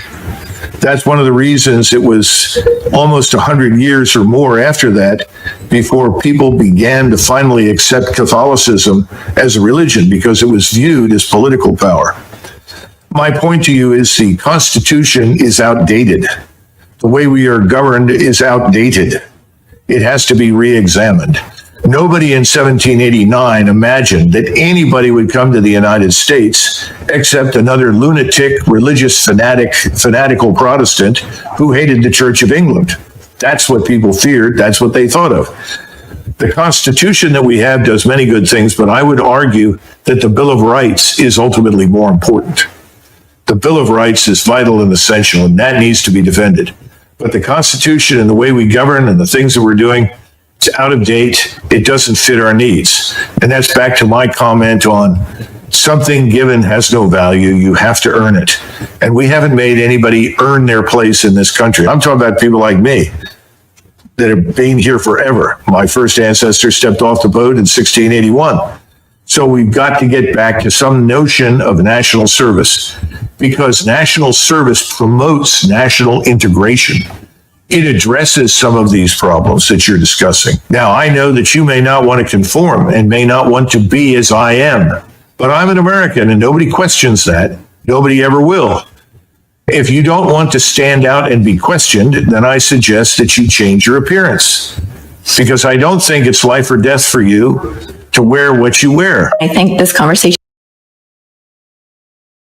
It's not fine, because it's leading to violence that could have otherwise been avoided. You see, every great nation, every large nation can always accept some number of people into its ranks that are different from them. It's always been the case. But if you suddenly import millions, which is what's happened here and happened in Europe, then you threaten the core gene pool. What I'm trying to tell you is there's a problem. And we can all pretend that there isn't, and you can insist there isn't, but that's the view. And I think it's incumbent upon all of us to address it truthfully and openly. Stop pretending it's not a problem. It's a problem. I mean, what's also a problem is white supremacy, and that's. No, because you're saying you're different, you're going to remain different, and you don't think that if that's not compatible with being an American, then the hell with it. That's what you're going to do. Well, then what do you make then of, white American people who convert, let's say, to Islam and choose to cover? Are they not American anymore? Listen, if they want to do that, that's obviously their business. I don't know how many are out there that do that. I think again, it's ill-advised. I think you have to hold the society together. There has to be an agreement on certain things, customs, culture, way of life. And unfortunately, if you're going to practice rigidly a brand of Islam that demands certain things, and this is why I asked right off the bat, do you support Sharia law? I'm a Muslim. What being a Muslim means is I follow the guidelines of my religion, which is a peaceful. Does your religion dictate to you Sharia law? My religion dictates to me to be a good human being, to be good to my neighbors, to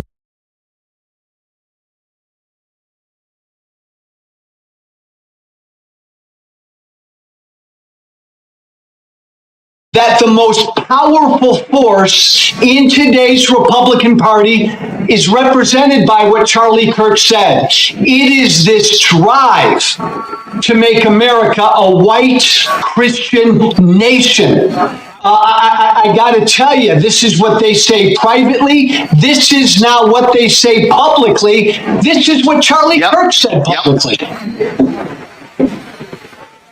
And Joe, again, one of the reasons I wanted to have you on, because you know these people very, very well. Yeah. You said it yourself. You were one of the strongest voices. You were one of the folks who understood the incendiary language when you were in Congress, when you had your radio show, and how people loved when you did it. And then when you chose to apologize for that and turn away from it, oh my God, they literally have just tried to destroy you because of that. Yeah, I mean, again, you know the deal, Roland, right? I came out publicly against Trump 7 years. For 7 years, I put up with death threats on a regular basis. Nobody is welcome in that party unless you bow down to what this force is, this MAGA force. And again, look, there have been some people on the left who celebrated Charlie Kirk's murder. Shame on them, be better people, but this is much worse, Roland, what my former friends are doing on the right, because they are turning this into a holy war. When you say we declare war on the left because of what some 22-year-old young guy did in Utah, and then you declare war on the whole left, that's a lot worse than celebrating Charlie Kirk's murder, because that's dishonest, but that's also inciting hate and violence. And Roland, look, Trump's an idiot. So yeah, Trump says the left, the problem in the country is the left. J.D. Vance is not an idiot. What did J.D. Vance say today, right? He was subbing for Charlie Kirk on his radio show, and he spent the entire show going after the left, going after them, they, them. Man, Democrats need to wake up, Roland. This is a really serious deal by my former colleagues. The stuff that I hear privately from them right now, Roland, for the last 5 days, I mean, they want to go to war. This is a holy war. Oh, it absolutely is. And what really jumps out at me on this very thing here, Joe, and I've been saying this, I played the speech 2 weeks ago that mainstream media just ignored. Missouri Senator Eric Schmidt, who gave a speech at NatCon, Peter Thiel's group, where he literally gave a white nationalist speech, where he said our ancestors fought for this country to be ours and no one else. He was talking about white people. He was basically saying if you are Black, Latino, Asian American, or even Native American, America is not for you. And folks just ignored it. And so people need to understand, again, what they're saying, why they're saying it. And yes, there are many evangelicals, any very conservative white Christians who are pushing this as well. And you nailed it. They want a holy war. They want a race war. They want this to be a white country. It is clear as day. And Roland, really important point. Charlie Kirk at only 31, the impact he had because he was one of the most successful pushers of this white Christian nationalistic idea. And so I think that's why all of his defenders are out there so strenuously denying he said anything divisive, because they know if you really go through Charlie Kirk's public record, everything he said about people of color and Black women and Muslims and gays and transgenders, if people took the time to go through all of that, and that was put out for average people to see, they'd be blown away by it. That's why his defenders are like supercharged right now. They don't want that record to be seen. Today, you mentioned, and I mentioned as well, Vice President J.D. Vance sitting in to do his show. And listen to this man just blatantly lie, Joe. Play it. I read a story in The Nation magazine about my dear friend, Charlie Kirk. Now, The Nation isn't a fringe blog. It's a well-funded, well-respected magazine whose publishing history goes back to the American Civil War. George Soros's Open Society Foundation funds this magazine, as does the Ford Foundation and many other wealthy titans of the American progressive movement. The writer accuses Charlie of saying, and I quote, "Black women do not have brain processing power to be taken seriously." But if you go and watch the clip, the very clip she links to, you realize he never said anything like that. He never uttered those words. He made an argument against affirmative action as a policy. He criticized a specific Supreme Court justice as an individual. He never said anything about black women as a group. He made an argument for judging people of all races and backgrounds by their own individual merits. Bullshit. Okay, Joe, this is actually what he said. No, Roland, that's utter bullshit. In fact, you know, if we would have said 3 weeks ago, Blake, if we would have said that Joy Reid and Michelle Obama and Sheila Jackson Lee and Ketanji Brown Jackson were affirmative action picks, we would have been called the racist. But now they're coming out and they're saying it for us. They're coming out and they're saying, I'm only here because of affirmative action. Yeah, we know. You do not have the brain processing power to otherwise be taken really seriously. You had to go steal a white person's slot to go be taken somewhat seriously. Play cut 52.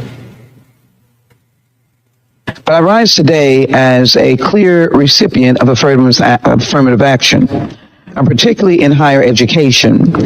I may have been admitted on affirmative action, both in terms of being a woman and a woman of color. All right, Joe, he literally said it. Not only that, Vance lied. Soros does not fund the nation. So he sat there and flat out lied. And Roland, remind me, what's J.D. Vance's job? He's the vice president, and yet he had time today to do a radio show for a former right-wing podcaster. I mean, look what they're not even, Roland, they're not even subtle about it, what this White House is doing. They believe, man, the path to victory is fear, hate, and division. And that's what they're putting out there. That was Charlie Kirk literally going after 4 accomplished black women by saying they didn't have the brain power to get where they got. This is what he believed. And this is what MAGA believes. And that, again, Roland, broken record, that's why Charlie Kirk was so damn successful, why he had such a big audience. Yeah, and not only that, you take Nick Fuentes, who's to the right of Charlie Kirk.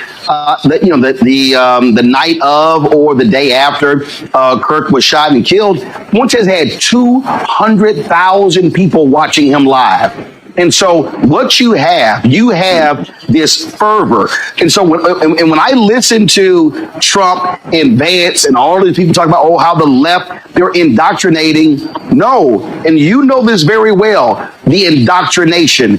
We've had people who formerly with Turning Point USA put out videos talking about how it was really this cult-like figure, this messianic figure that they sort of set Kirk up as, and how they want them to follow that. And so that's what's going on here. These people are not trying to have open dialogue. And not only that, Joe, you take Trump, okay? Trump was very clear in saying he was not going to call Governor Tim Walz after those 4 folks were shot in Minnesota. 2 were killed, including former Speaker of the House and her husband. Now today he's saying, he never even heard of Melissa Hortman. And if the governor had asked him, he would have, of course, lowered the flags to have staff. I'm sorry, he's also lying. He knew about her. He knew about the shooting, but he was so arrogant that he said, 2 Democrats, a Democrat Speaker of the House shot and killed. Yeah, I don't care, but lower the flags to have staff with Charlie Kirk. Flies body on Air Force 2. Do a memorial service at the Kennedy Center. Do another one at the Arizona Cardinal Stadium. Give him the Medal of Freedom. And I'm telling you, they're going to give him a state funeral. That's what you're seeing right now. And then you got Peter Hegseth going after members of the military who said anything negative in the aftermath of his death. You've got Kirk supporters creating a database of people of every social media post, and then even Vance saying in the podcast, you call their employer. So the so-called free speech people all of a sudden are saying, if you say anything negative about Charlie Kirk, after what took place last week, we're going to come after you, come after your job. I thought they hated cancel culture, Joe. Yeah. Roland, I remember back in my right-wing radio days, I would come on every day, and there was always some story about some leftist group on a college campus that couldn't handle speech that made them uncomfortable To say. Roland, this is scary. And you and I are old enough, man, to remember huge figures in American history who were gunned down, struck down, military leaders, civil rights leaders. We are treating this 31-year-old podcaster, MAGA influencer, like he's Jesus Christ. So I come from the right. Why are my old colleagues and friends on the right doing this, Roland? Because the right wants a religious war. Let's just call it. They want a civil war. They want a holy war. That's why they're putting him up to be some Jesus-like martyr. Absolutely. I mean, Glenn Beck literally came out and said he was a civil rights leader. Oh my God, stop it.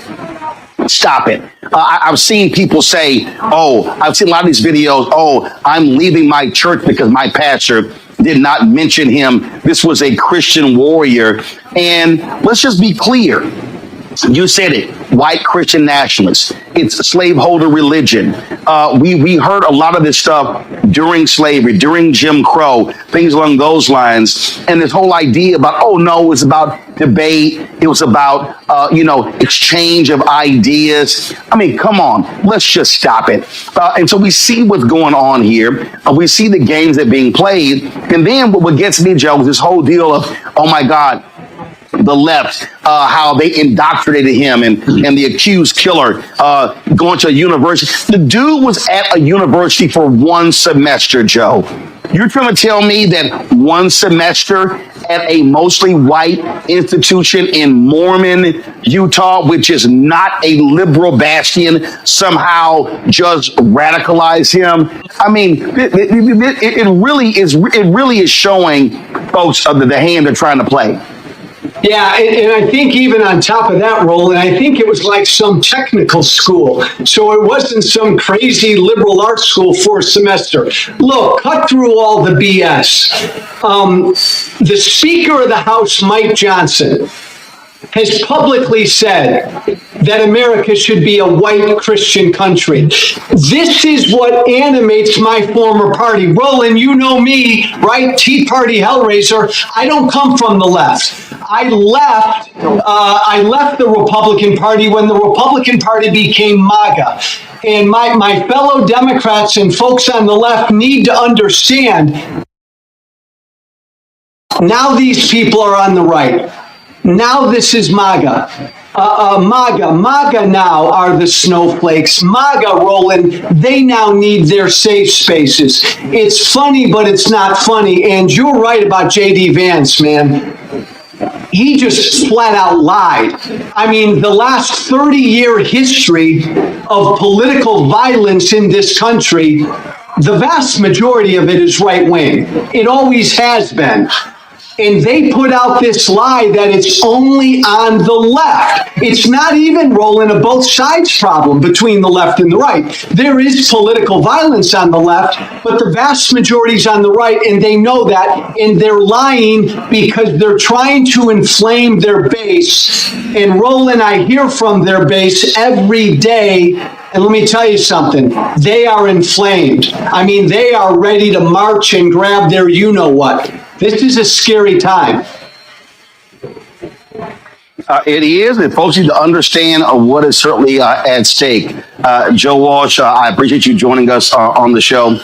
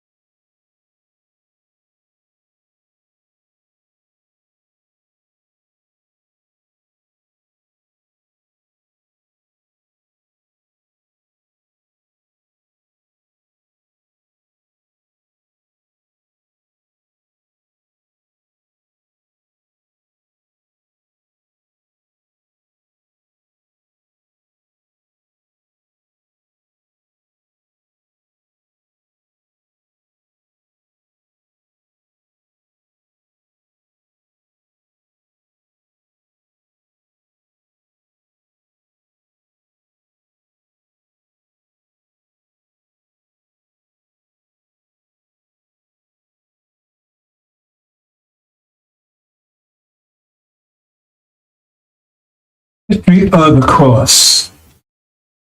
Known by their works. What's the history of the cross? 500-year history of the cross. Murder, rape, destruction, deception, enslavement, burning, terrorizing. To maintain a slavery system, you must terrorize the people 24/7. They terrorize people from Africa and America for 400 years. Constant terror, 24/7, rape, murder. In the name of Jesus. This was Christians, not Buddhists, not Hindus. Christians. Christians, in the name of Jesus. They said Jesus cursed black people. They call them Ham. Cursed them to be slaves and persecuted forever. In the name of Jesus. Raped our women incessantly. Pissed in our mouths. Made us eat shit. And they took and tried to clean up, I get, well, not clean it up, but make it look more fashionable, I guess, by calling it chitlins. That's after slavery, of course, after so-called slavery. Because what to do it was not slavery. Look up slavery. Look up slavery. It does include murder, rape, terror. This is a Holocaust. And then now they try to downplay it. Oh, that was 40 years ago. No, it wasn't 40 years ago. I don't care if it was a million years ago. It was 20 years ago. It lasted for 400 years. As they're doing today. They took everything away from the slaves. Everything. Their name, their culture, their families, their religion, their minds, everything. Fed their children to alligators as alligator bait. And then they talk about what's going on in Gaza when they did 1,000 times worse. What's going over in Gaza now is simply just a miniature version of what they did. What they did was far worse than what's going on in Gaza. Gaza's bad. It's genocide. What they did was far worse and much longer. That's a legacy of Christianity. Murder, rape, disease. They wiped out the native population with genocide and disease. Smallpox blankets, knowing they was full with disease. Herpes, syphilis, gonorrhea from seabird animals. So-called common cold was not common. It didn't exist here on this side of the world until they brought it here. Murder, rape.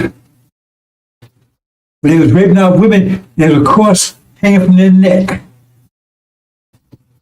And again, they taught that this was God's will. God's will. Enslavement of our people. And they continue on even today. That's the legacy of Christianity, the cross. So where's your rap sheet? Every time they arrest one of our people, your rap sheet. What's your rap sheet? How are you going to judge people for murder when you're guilty of murder beyond imagination for hundreds of years? Hundreds of years. Yeah. You stole this land. You murdered this people. And you crushed the native people here. when the braves would go out hunting, you would come into the camps like cowards and kill the women and smash the children's brains out on the hooves of your horses. This is the legacy of Christianity. That's the legacy of it. The question is,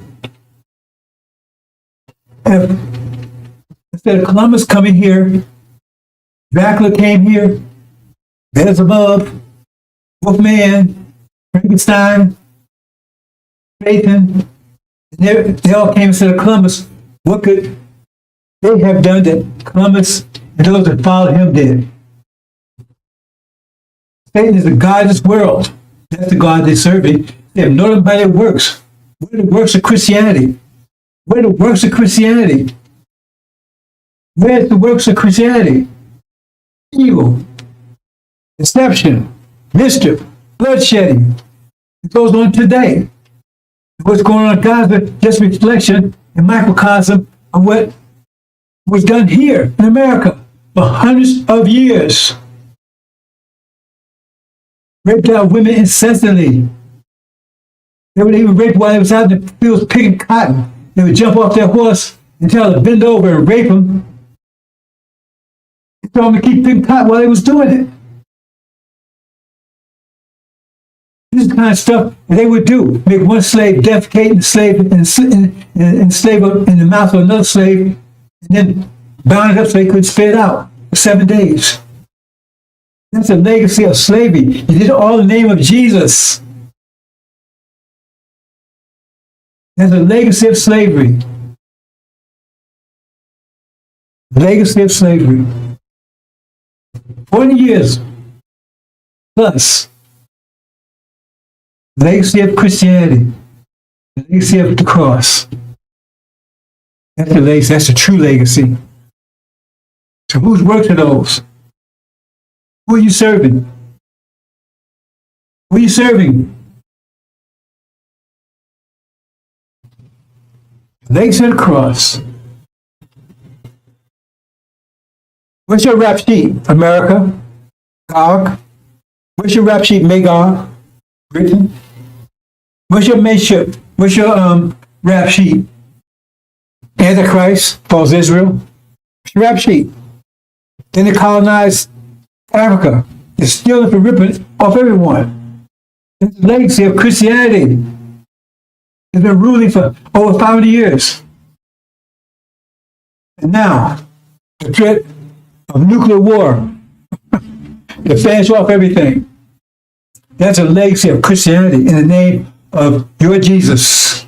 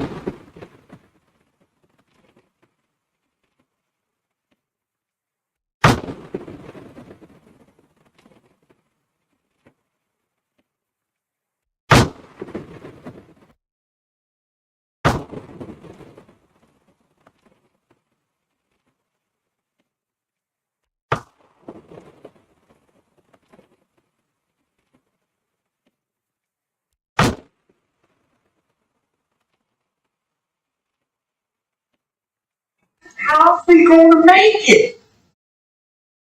Surely you ain't talking about us packing our bags and going westward or going out there in the land. Ain't no cities, no towns, no infrastructure out there. Surely you ain't talking about that, are you?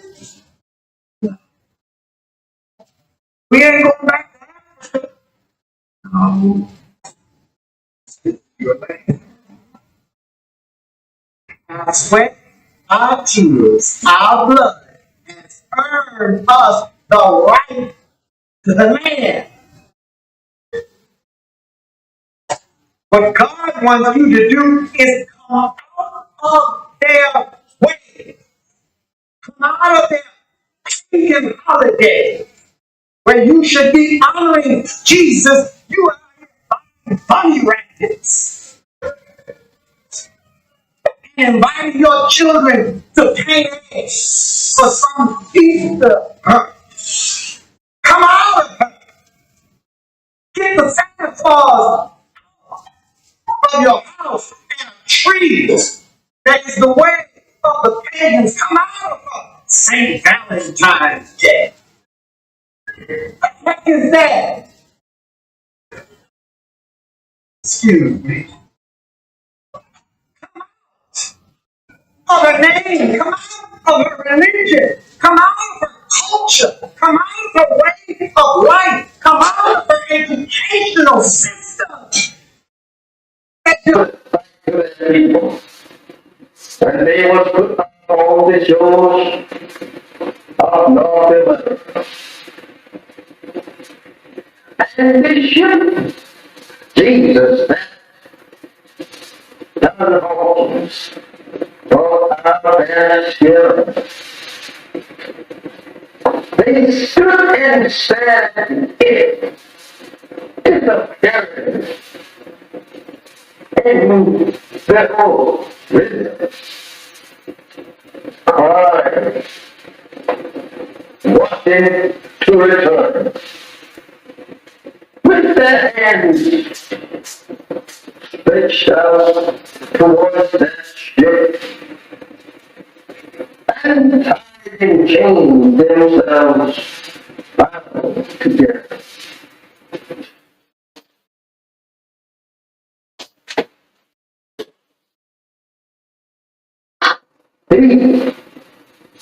And when they was put off on this memorable shows, they took their staring that ship that brought them to a strange land, and these strange people who could not speak either one's language. Now they have to live in a strange country. Strange people who have proven to them every mile from their native land that they were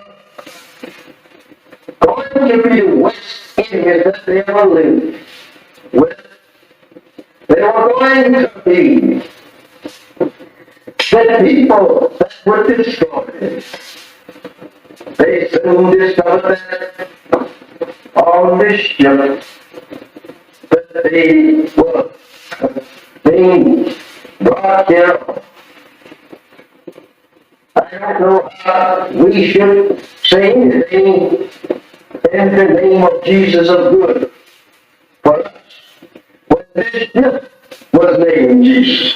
This is how that we have always been deceived by the white man. Trying to use Jesus, the name Jesus, to allow us off in a mental sleep, thinking that we are on our way to heaven.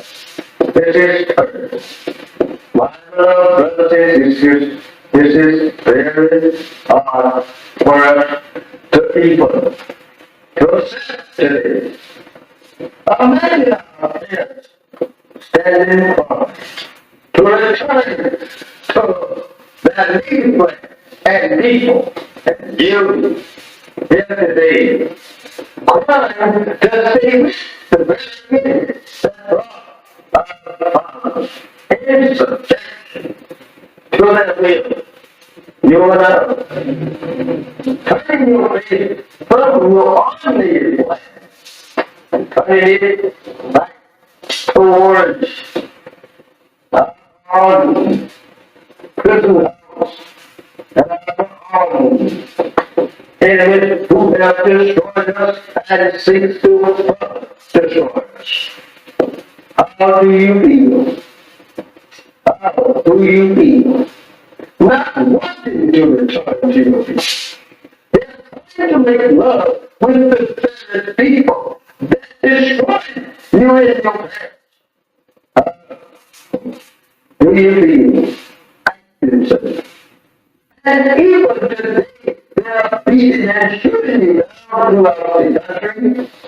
There's no justice here for you and me. Why is it that you want to be separated and be returned to your? I think that question. They know where your parents on the eastern shore of North crying and praying to God to be returned to their arms 400 years ago. Now, they like, or you like to see them rise up in the judgment, condemn you for being such fools. And now, to live in the land that absolutely enslaved them and killed them and beat them for 300 long years here. They would condemn you as being fools for not wanting to be separated and go to your arms, salvation for your son. The white man said you will free. Remember that.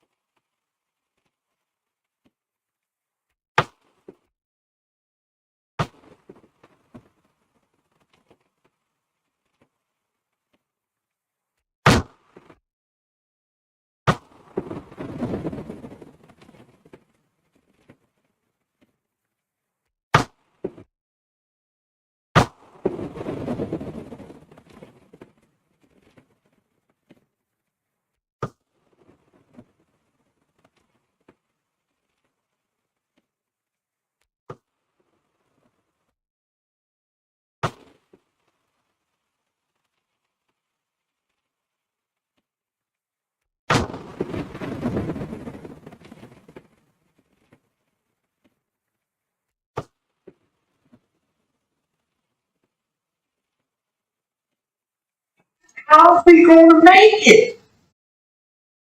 Surely you ain't talking about us packing our bags and going westward or going out there in the land. Ain't no cities, no towns, no infrastructure out there. Surely you ain't talking about. No. We ain't going back to Africa. No. This is your land. Our sweat, our tears, our blood has earned us the right to the land. What God wants you to do is come out of their way, come out of their pagan holidays, where you should be honoring Jesus. You are here buying bunny rabbits and inviting your children to paint eggs for some Easter. Come out of her. Get the Santa Claus of your house and a tree that is the way of the pagans. Come out of her. St. Valentine's Day. What is that?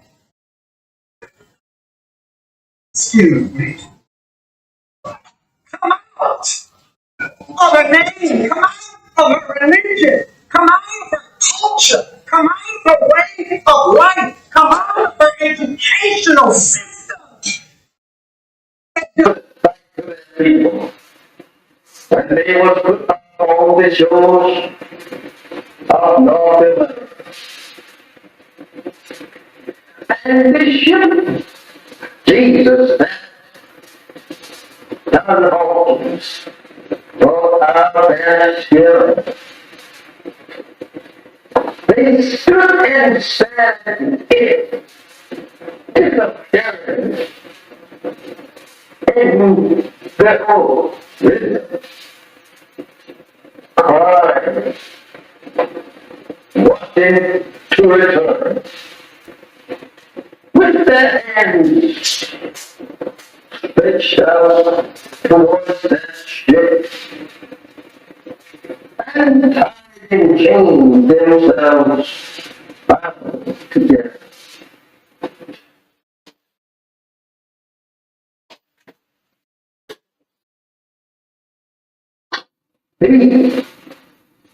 And when they was put all on this memorable shows, they took them, staring that ship that brought them to a strange land, and these strange people who could not speak either one's language.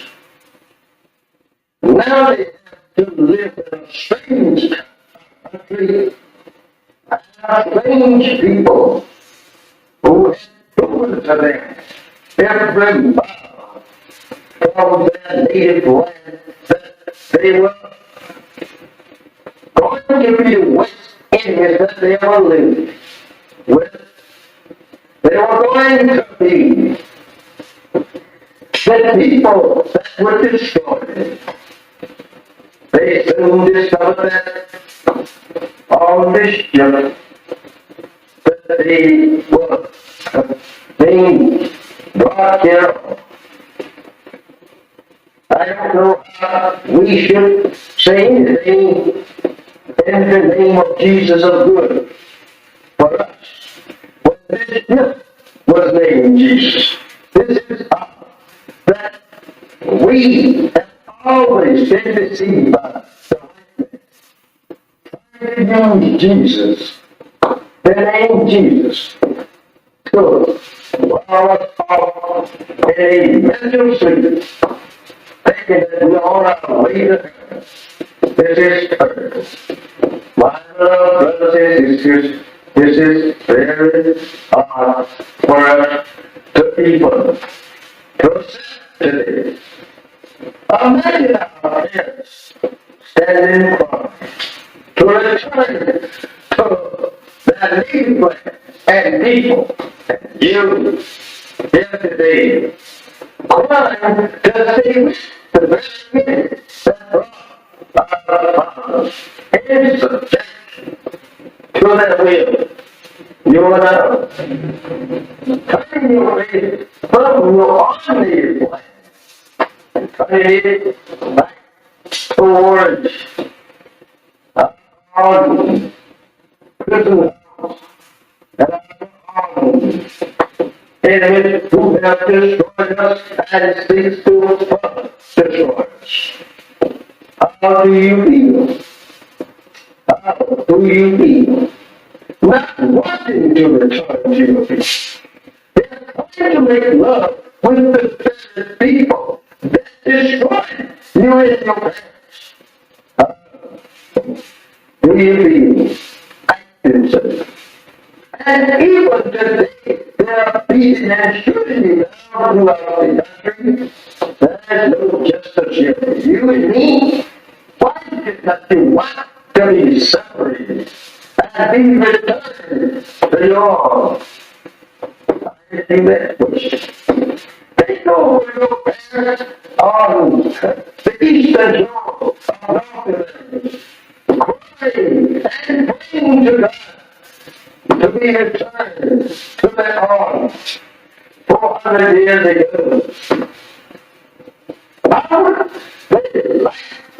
Or you like to see them rise up in the judgment, condemn you for being such fools.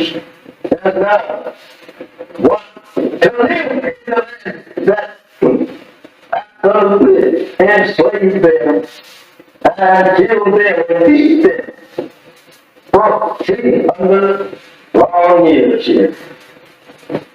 They would condemn you as being fools. But I wanted to be separated and go to your arms, salvation for your son. The white man said you will free. Remember that.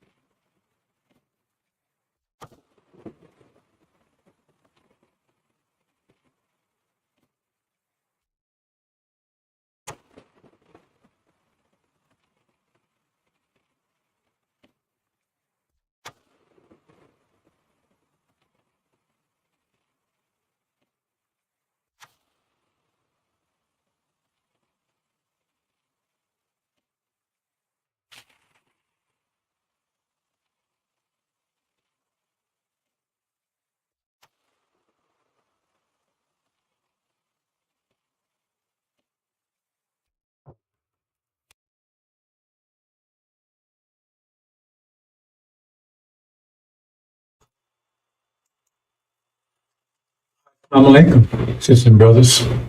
Salman Rahim here, National Covenant. Okay, brothers, since it's been a year now, and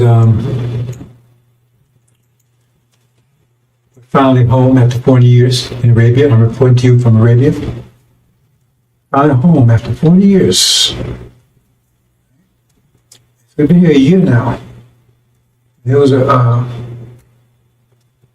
agreement made for slave master. It said, their choice. Stay here or leave. Right? So we chose our inheritance, Arabia. So we left. Half the original people decided they wanted to give up their inheritance and traded for a place in America. Reconciliation with their former slave master. It's their choice. They chose, we don't want to go over to Arabia. We don't go to where it's sand and all that stuff. We want to stay here in America. We've been here all our lives, been here 40 years, born here, right? And we can make peace with a slave master. Okay, so they decided to stay. And so after a year, right, we get reports of how things are going over there. And that sounds too good. How things are going over in America with their reparations. Because they was given 6 states, I believe.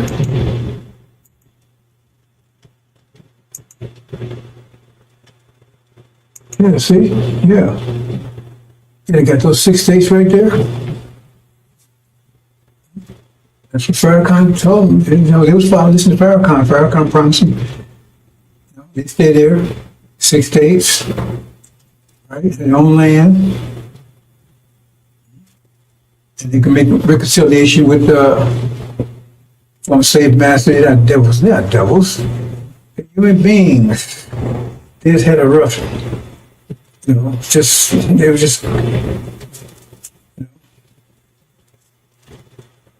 there's some things wrong, but now they're gonna make amends and make reparations. So 6 states, and in addition to that, they gave everybody $1 million. Everybody paid $1 million. Thank you, Farrakhan. They're so happy. Thank you, Farrakhan. Thank you, Farrakhan. And you got 6 states. If you promised us, we got 6 states. They're thanking you. Thank you, Farrakhan. And I mean, this was a year ago. 6 states. Thank you, Farrakhan. Right? Everybody got $1 million. Everybody $1 million. They're rejoicing. Oh man, they're so happy. We made it. We got America, man. We got reconciliation for a master. You got 6 states. Everybody got $1 million. We're all rich. That was a year ago. We left. We're in Arabia. They're still back there in America. And now we're getting reports a year later. This was the way it was a year ago, man. They were so happy. They were so happy. And now we get reports of what's going on right now. Let's see. Oops, it says a power failure. Great power failure in those 6 states. Power failure. And just those 6 states. So, and now they have big and massive, they came asking to turn the power. Why can't they do it? Oh, Farrakhan didn't train anybody. He was telling you about 6 states, he never prepared you for them. So nobody knows how to do it. How to turn the power grid back on. So now he's begging, man, master, can you come and turn this thing back on for us? I mean, you would think that if he told them 6 states of promising that he would have prepared them for it, right? In schools and education, whatever they needed. But I guess they didn't, because they said over here now he's begging this woman master to come and turn the power back on. Then what? This is all that's happening now. I mean, I'm getting these imports in now. A year later. It's like they're coming in every hour. Power grid failure, right? It's a oof, crop failure. All of a sudden, there's no. They looked at the farmers when they done the farmers said, "Oh." So then, master, what's happening here? How come crap? It found out that the land they gave them wasn't that fertile. A year later, nothing's growing. Crop failure. And now master, what's going to happen here? Right? And then, I mean, all these things, every hour that's coming in, right? And then they look, and they had, a year ago, they had plenty of food on the shelves, right? Now, they look there now, and all the food's gone. It's gone. And she said, what am I going to do here? Food's gone. The house is empty. So they said, Master, we need some food. You can't put your own food. I mean, you want your own country. You got your own states. That's your country. And you run it. What are you calling us for? So they're praying. And then, oops, no fuel. And Master, no fuel there. Well, you got to buy your fuel. You got to produce your own fuel. What you calling us for? You got your own 6 states now. What you calling us for? Go and get some fuel. You got money, right? You got your own states.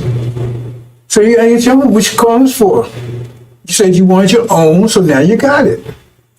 You got your reparations. So we don't owe you anything anymore. We don't owe you anything anymore. So what you calling us for? Owe you anything? You said you agreed to 6 states and $1 million per person.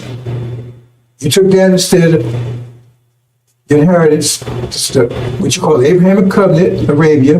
Your brothers and sisters, they left. They took that was offered to them. They took it, and you said no. I want this instead. So now you got it. So what you calling us for? Oh, no communications. Oh, man. No communications, right?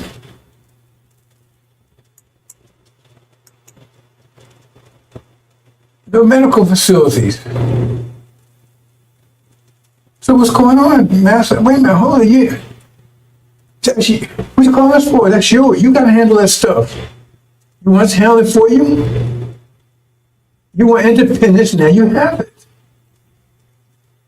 I mean, wow, this stuff's coming every hour, man. Instead of like a year, they were celebrating. And now they're crying, begging the master, okay, we got all these problems here. I said, wait a minute, that's yours. What comes about your problems? You have to work those out. No transportation, no planes on nowhere. Everybody fly the planes and drive the trucks and the boats and stuff, and you go and get this stuff. What you done this for?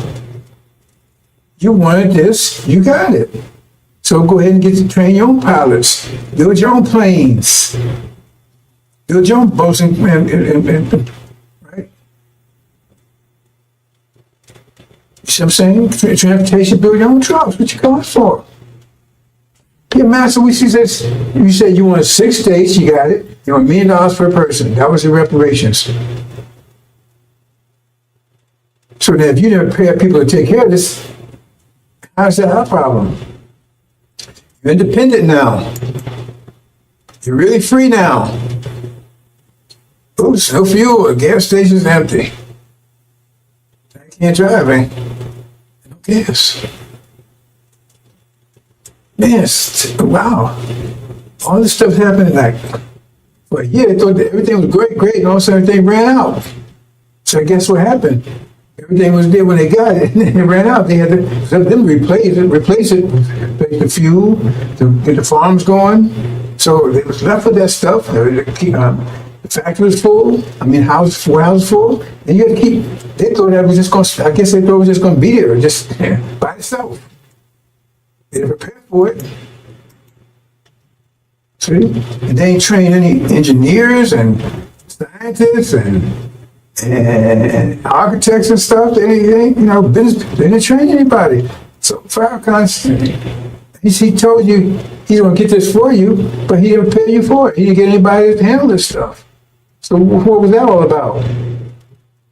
So now he asked the master, hey, don't call on me. You was here, you had it when you was here with me. You said you want independence, you wanted reparations, so you gave it to you. Well, calling your brothers over there. They left, they handled their own business. You said you want to stay here. Right? Don't have any professionals or technicians, scientists, doctors, none of that. See? I mean, that's what, because if you're going to set reparation, you should be preparing for that, right? So if he was telling you about reparation, you should be preparing for it. If he said, God said that's what he's going to get you, so if God told him he's going to get that for you, then he should, like when God told Noah there was a flood coming, to only build an ark, so he started building an ark. And so you should start preparing for the 6 states, and the reparations, apparently you didn't. So now, it tells you, look, hold it. We want total separation. I mean, look, we don't want you to call us no more. We don't want you to call us no more. Because you're wearing us. You want your own country. You got your own land. Right? You got money, me and all this stuff, right? So now we got to protect your money and everything too? No, you have to create your own money. You have to do all these things, your own wealth, not ours. Right?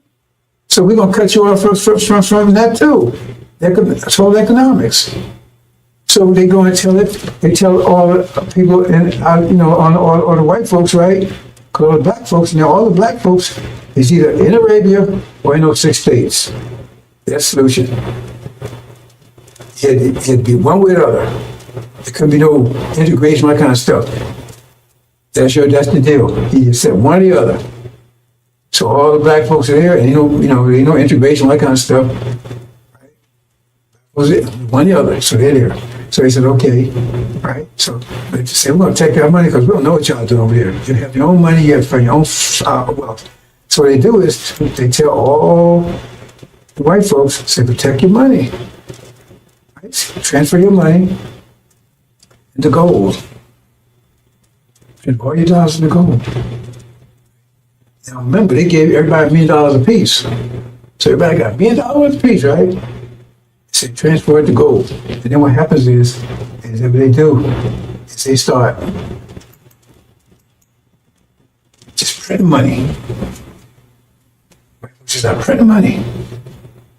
You understand what that means? It's inflation. Because if you got $1 million of gold, a million ounces of gold, say a million ounces of gold, understand this, and you got 1 million certificates, then you say each certificate is worth 1 ounce. If you got 1 million ounce, each certificate is worth 1 ounce. Understand that? You got 1 million ounces of gold, and you got 1 million certificates. Each one of those certificates is worth 1 million. If you want to say trade with the certificates, each one of the certificates is worth 1 ounce of gold. But if you take and print, say you got 1 million ounces of gold, you got 1 million certificates. Well, say you print twice as many certificates, you got 2 million. Well, then each certificate is only worth 50 cents now. You got to connect that to the gold. You print 4 times, then each one is worth a quarter. So the more you print, the less they worth because those certificates have to equal what the gold is. See, so the more you print money, the less, right? The less they're worth. So if you print twice as much money, right, then less gold. You understand? So $1 is worth 1 ounce of gold. That's right. Then if you print double that amount of dollars, then each one's worth half an ounce. You understand? That's what printing money without increasing their wealth does. That's inflation. So what happens is they keep printing. They get down to where $100 is worth a penny. See, that doesn't affect their people. They try to protect their money because they transfer their money to gold. So gold still has its value. It's just the dollars don't. Still got the same amount of gold. But the dollars, they get down to a penny. So you can't buy it. You had $1 million, now your $1 million worth of $5. That's all it's worth. Pay $1. Hardly worth anything. Hey, that's our money. You got to have your own money. You got to control your own wealth. You can't keep coming to us what you're doing. And you think they would do that? You've been to Gaza lately? You see what happened to the trees they made with the so-called natives? Kept telling me you had a fault town because they kept making trees with them, then they broke the trees. They took their land and genocide everything else. But no, they wouldn't do that to you. See? Because now you have, your money's worth nothing. They haven't lost anything. Because once that money's worthless, it's no good, right? Then you burn it up, throw it away, it's worth nothing. People still got gold. And even if they take it, hold on the money, hope to increase again, they're using another certificate, using another form of money. So it's still worth nothing. The $1 million you had, you were so happy with now, it's probably worth maybe $1. You can't buy anything with $1. Plus the economy's crap because everything is selling and you don't know how to repair it. You don't have the communications, you don't have to do any of this stuff. Engineer, but how should I do anything? Because Farrakhan didn't. Right? He didn't prepare you. He told you to get 6 days. He told you, listen to me. Right? Now, you're broke. The economy is gone. No food, no electricity, no power, anything. It's not their fault. They gave you what you asked for. You saw your inheritance for that. And then they closed the border. Because you're going to try to get back into America now. We want to come back in, Master. No, we don't want you back in here. We sorry, we want to come in. No. If you chose, you stay there. They closed the border so you can't get back in here. You can't get back in America, into what you call your land now. Swaziland or something? Farrakhan. Maybe you call it travel land. Farrakhan. You're back to Farrakhan. Right? So they close the borders, you can't. Because now you're hungry and everything else, your money's worthless. Oh God, I come back, Master, I come back work for you, I work for Popeyes, I do anything you want. No, either they over in Arabia or they in that land. There are no blacks in America, any places, just in that land that you 6 days. And then you're starving, you ain't got no money's worthless, nothing works, and they close the border. Then you see Mr. Master, he on the phone, talking to the guy that you kept pleading to help you. He finally got rid of niggas. Finally got rid of them. Finally got rid of them. So he speak on the phone. Yeah, it worked. We sold them no reparations. We sold them that used car. They turned the miles back and everything else, and they bought it. They could have had a BMW. They could have had a Lamborghini. They sold it for BMW. Good. Damn thing didn't work. Now they're starving. Living in tents.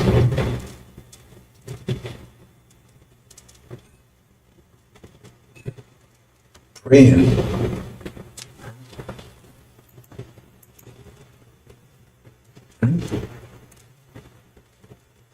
So what? And what? What we gonna do, Farrakhan? What we gonna do, Farrakhan? You told us to take reparations, so we did. But they gave us everything we asked for. What we gonna do, Farrakhan? What we gonna do? Pray, pray, pray, pray. That's his answer. Pray, pray, pray.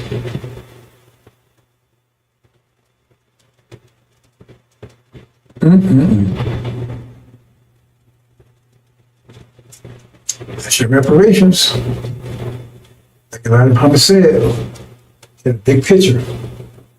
Leaving, the blacks staying on the shore, the ones stay behind, and they was whooping their ass.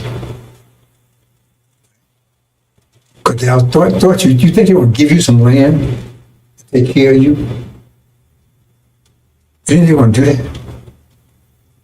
They go bankrupt, give everybody $1 million. How much that is? 17 million. That would be 17 million times 17 million times a million is like $17 trillion, I think, something like that. There. And they're going to do all that for you. They want to get rid of you. So now they have to succeed. Because they close the border. What you going to do? Well, you want to fight to come out? They close the border. They got the military around there. They finally got rid of you. No more black problem, no more Negro problem anymore. Who's out of here? And those groups that's here, they're gone. And our hands are clean. We gave them what they wanted. Or anything. God honors contracts. Remember, he honored the contract with Jacob. He sold his birthright for a bowl of soup to Jacob. It was Esau's inheritance. And God honored it. Okay, Jacob, it's yours. You're the one. And that's the deal. Because he ain't your friend. Pharaoh ain't your friend. Pray, pray, pray. That's the answer. This homeland you was promised, you never rejected it. So now you got what you asked for.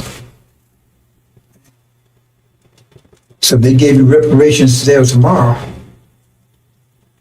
How would that scenario not play out like that? Well, they say, okay, we got it, you got it. Tell me how the scenario wouldn't play out like that. And tell me why they wouldn't do it. They love you so much, they're going to say, okay, we're going to take care of them. I mean, I say go out there and take care of you when you was right here. He's working at Popeyes and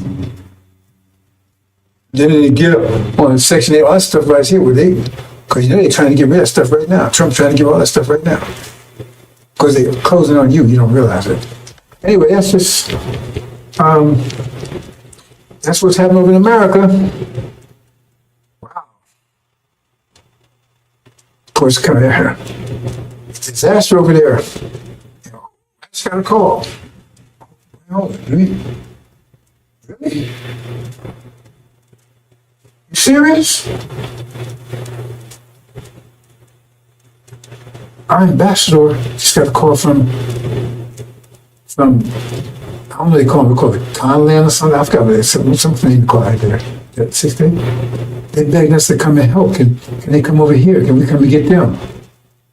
Really? Can we come and get them and bring them? Oh no. Now he wouldn't ask Master Farad Muhammad, right? He said, no, hell no. We can go over and get them. I agree with that. Yeah, the bastard said he's called him and he passed the word to Master Muhammad. Master Muhammad said, send him back. And said, no, we can't come and get you. You chose, you made your choice, live with it. Or die, whatever the situation is. Wow. I can't believe that. They actually, right, sent a message over. I don't know how they did, I don't have any communication, but somehow they got the information over to him. Said, would we please come and get him? Nope. No, tell them no. And don't waste time communicating with us anymore. You got your land, you got your reparations, you got your money, you got Farrakhan as your leader. Yeah, tell him, talk to him, let him straighten out for you. You want to sell you the idea, he was a salesman. So you on that idea of reparations, we told you. Suleiman, right? He was the messenger to you, telling you, look, man, let's go home. You said no. You chose not to.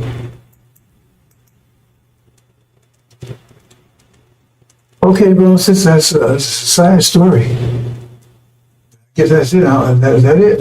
Oh, they might get more reports on.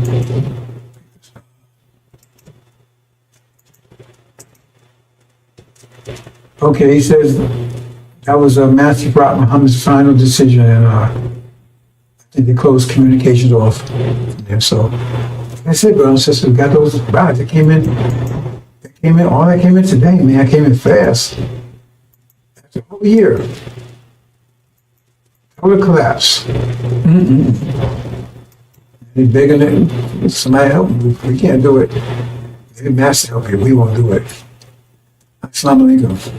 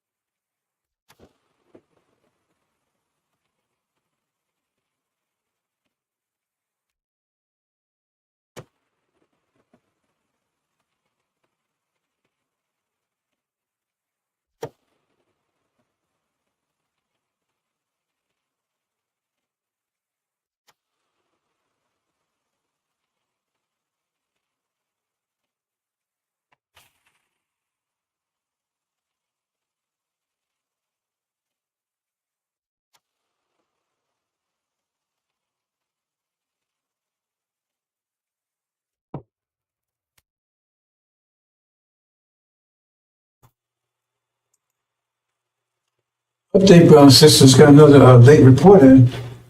They said, well, if you won't come and get us, we please send some food. They begged us, please send some food. That's what I'm saying. We got to send them a damn thing. Nothing. Zero. I said, please just send some food. Just got that in. He says, if you can't come and get us, please send some food. He says, no. Refuse. I said, boy, I just got the information from the ambassador. He said that, and he's ready to meet. He says, no. He said, please, just please send us some food. He said, no, no way. You made your choice. Case closed. Okay. Just got that in, bro. It's just, that's not like him.